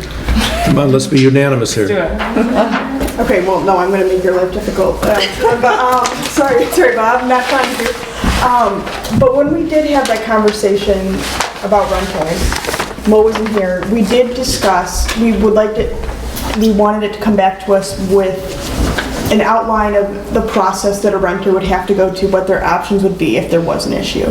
So I would like to see that, and then we talked about doing some sort of postcard that we could send out to renters with sources and information. So I would like to have that be on the agenda for the next meeting. Okay. Yeah, that was gonna be my comment too. I think that, beyond like the inspection, there's other things we can do to accomplish the same objective. So public education regarding fire safety, we have rental addresses, a lot of them will get the others. We could even do a mailer out to everybody, but we can target market residents.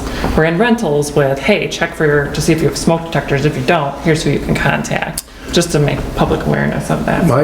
My sense, I've worked on this ordinance 19 times.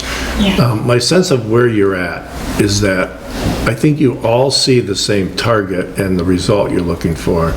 What we have to do is find out what works for all of you and how to get there.